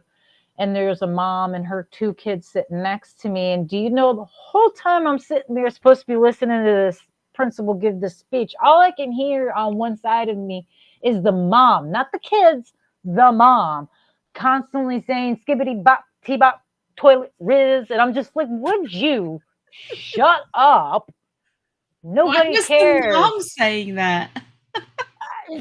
Every few minutes you'd hear Riz and I'm just like, would you just, one, you're not even saying anything. You're just babbling. 2, we're supposed to be listening to whatever this person's saying. Shut up. I don't care about a toilet right now. If I'm under the toilet, I'll ask you to hold your hands like this and stand still. Shush. You want to be a toilet? I will make you a toilet. Just give me a few and some water. Don't worry. I don't understand why the toilet comes into play. It seems the exact opposite of Riz to me. Charm and toilet they put the guy's head in a toilet. That was the whole thing. Well, I don't know why. I don't remember that part of it. I probably just did it just to do it. I don't know.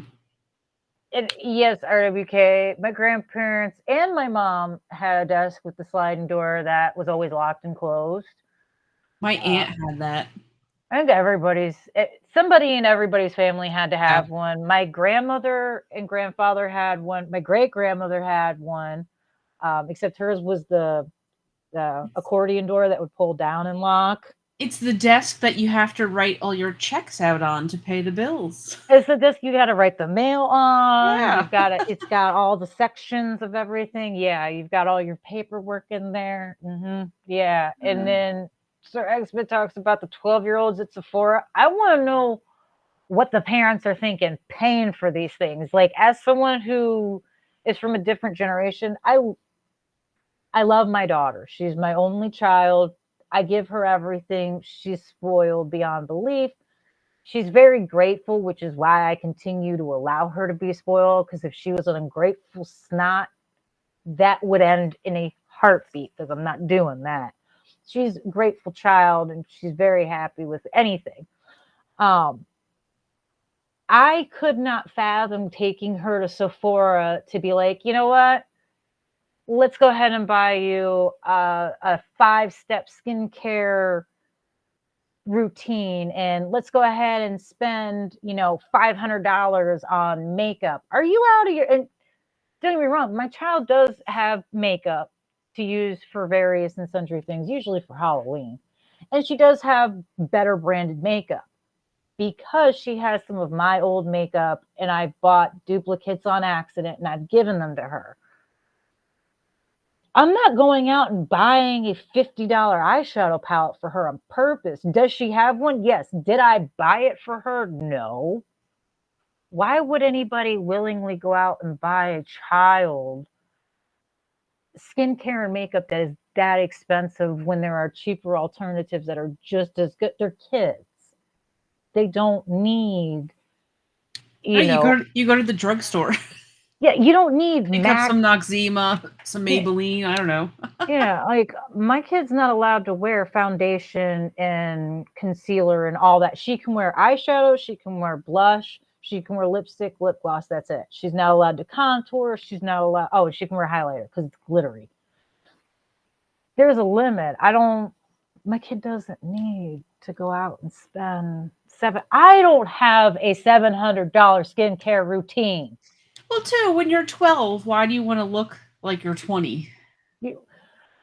Here's my concern with a lot of it, too. I feel like they're using mature skincare way too young. And I think that personally is affecting why they look old so young. And people are always saying how this generation, these 20-year-olds are looking 40 and, when did you start using retinols? Because that's your first problem right there. Your body makes retinol right now. Your body produces so much collagen right now. You don't need any of that. So when you start using it, it's just like unnecessarily taking medications. If you take an unnecessary seizure medication, you can cause yourself to have seizures if you stop taking the medication. Even though you never had a seizure before, you've now gotten your body used to it, and now you're taking it away, so your body stops producing whatever.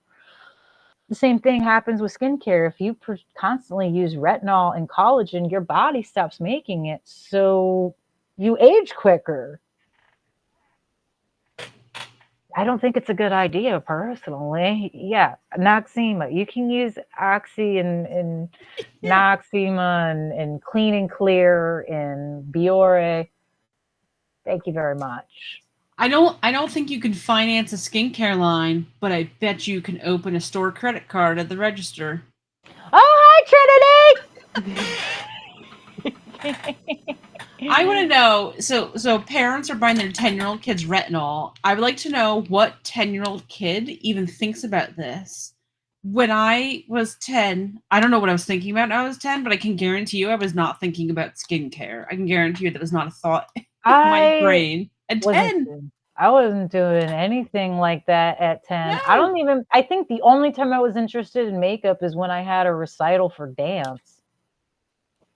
That's about it. And even then, I didn't like wearing makeup. I used to get mad that I had to, my mom would sit there and like hold my face and be like, are you done yet? Get up on me. I hated wearing makeup. In high school, my friends were happy because I don't even know why we got it. We got at school some sort of little like bags with sample products, and there was sample makeup, and they were happy because I didn't care, and they got to take all of mine, so they got like a double bag. They were pumped. But it was all I remember is I remember mascara. Like I don't know what else was in it, but there wasn't a lot of stuff. Like a 10-year-old kid who's thinking about skincare regimens. That's insane. Absolutely insane. Yeah, I can't fathom what these parents, and it's just like, well, they're walking around with, $70 Stanley cups too. Why?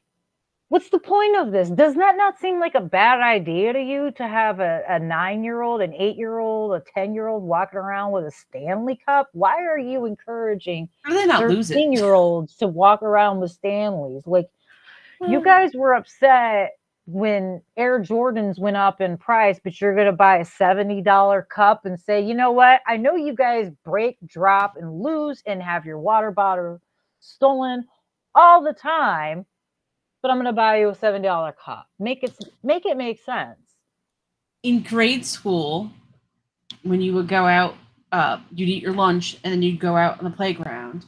So you would leave your lunchbox, because we had hard plastic lunchboxes. You would leave your lunchbox by the big tree, and then you would have to take your lunchbox when you went in. And I remember my brother forgot his lunchbox, and he came home and didn't have it. And my parents were so mad at him because he left his lunchbox at school, and they went back and somebody smashed it because it was still by the tree, and somebody smashed it. And I have no clue how much a plastic G.I. Joe lunchbox cost in the late 80s. But let me tell you how pissed they were. And then you give kids a $70 Stanley Cup. Like, oh my God. Oh, yeah. No, yeah. Like I said, I just can't imagine what the thought process is for some of this. I mean, yeah, you hear the term Sephora kids more and more lately, and you see this stuff, and it's just like, you know, yeah, RWK, my 11-year-old has a Stanley. She got it for her birthday. We didn't buy it for her. Family friend bought it for her. I didn't ask. I know she didn't pay full price for it. She's not insane. She would never buy a $70 cup for a child like that. She even told me, she's like, don't worry. She's like, I got it on sale. I'm like, thank God, because I'm thinking she's never taking it out of the house. Yeah. Like, and I'm telling my friend, like, I appreciate it. I'm so grateful you did it, but I want you to know now you'll never see this cup again because it's not leaving my house ever. And she's like, oh, don't worry about it. I didn't pay full price. It's fine. And I'm like, okay, but she's still not taking it to like school. Like, we're not doing that, you know. I don't. Like I said, I buy her a water bottle every year because she drops them, she breaks them, she cracks them, she, you know, scratches them up, dents them. We've even tried the metal ones, and they still they don't last. This girl has been breaking cups since she was a toddler. It will not change anytime soon. $7 cup, out of the question. Out of the question. No. Okay, so here's the real question, though. Mm-hmm. Are makeup companies, are they also laundering money? Or is it purely just a legitimate business that is preying on children? Do we have another business that we need to investigate here? No, it's a legitimate business that is preying on the stupidity of women in general, in my opinion. I know it sounds harsh, but yeah. We are easily distracted by shiny things. And why all of a sudden the Stanley Cup of all the shiny things in the planet to get distracted by, we've decided cups? I mean, I know we went through a phase where tumblers were the thing to do and decorate and have decorated for you. Why we're doing cups, I don't know. What the obsession is with us and cups, I genuinely don't know. We need to find a new hobby as a gender. Ladies, I ask you to find something besides cups. I will never own a Stanley Cup because I don't want to carry things around. There's no way I'm going to go somewhere and I have to carry a cup this entire time. And if my cup is filled with water, then it's going to be heavier. Like, I don't understand why everyone. I think that all the time, even when it was just thermoses and tumblers. Why do people want to carry things around? I don't want to carry anything ever, so I will never own a cup. Oh no, I agree with you. I won't own one, not because of that, just because I don't see the point of spending that much money on a cup. I don't use them like that enough. No, I don't care if it was free. I'm not carrying it. No, thank you. I have a invitation Stanley that's the size of the big ones, I guess. I've been told is an invitation Stanley, and I paid $10 or $12 for that thing. It works great. I have no problems. And if I ever drop it and break it, or if someone steals it, you know what I'm gonna be? Okay, because I've used it like over five times, so I've gotten my money out of it. So I'll take my $10, $12 cup over a $70 Stanley. I don't know why we're paying for names. I need I just need like the beer helmet. Not beer, but like I just need the helmet where I could put something in it so I don't have to carry it. Not just wear it around. That's too funny. Well, all right, everybody. As fun as it has been, it is getting wow. late. It is So late. I love you guys. You guys are amazing. This chat has been awesome. You guys are fun. Yes. You guys are always great. We couldn't do it without you. You guys are so awesome. Thank you so much for showing up tonight, everybody. Miss Pinky, Yes. thank you so much for coming on tonight. She's amazing, folks. I don't know if you guys realize how awesome she is. She really is awesome. You really No, should thank know. you. And I'm so glad that you asked me to join. I always have fun. It's a great time. Absolutely. You're Yes. great. I love having you. You're amazing. I can't Yeah. say anything. But everybody, it's almost midnight. You guys should probably look to get some sleep. Yep. So, as much as you guys are so great, and I love to sit here all night with you, I do have to try and find some sleep, and I should probably take my dog out before he does something annoying. And I'm glad you guys were all here ready to make it. And thank you, Trinity, for showing up. I'm glad you were able to see us for a little bit. But we'll see you guys next week. And thank you. Oh, thank you, RWK. Sit by your shoe, ladies. Thank you. Yes, Yobi. I'm bringing her back. I'm bringing her back. Don't you worry. I know a good thing when I see one. I'm not like most men. I'm a cool lady. I know not to let things go before they move on. But appreciate you guys. Have a wonderful week, and we'll see you next week. But until then, I'm Death Dealer. Have an amazing night. Yes, thank you, everyone. Oh, no, Pinky, say you. Who are you? I'm Pink Piggles. Oh, thank you. Game completers, $5 for the ladies. Thank you. You guys are so awesome. We love you guys. And everybody have a wonderful night. We'll see you guys next week. Bye. Bye, everyone.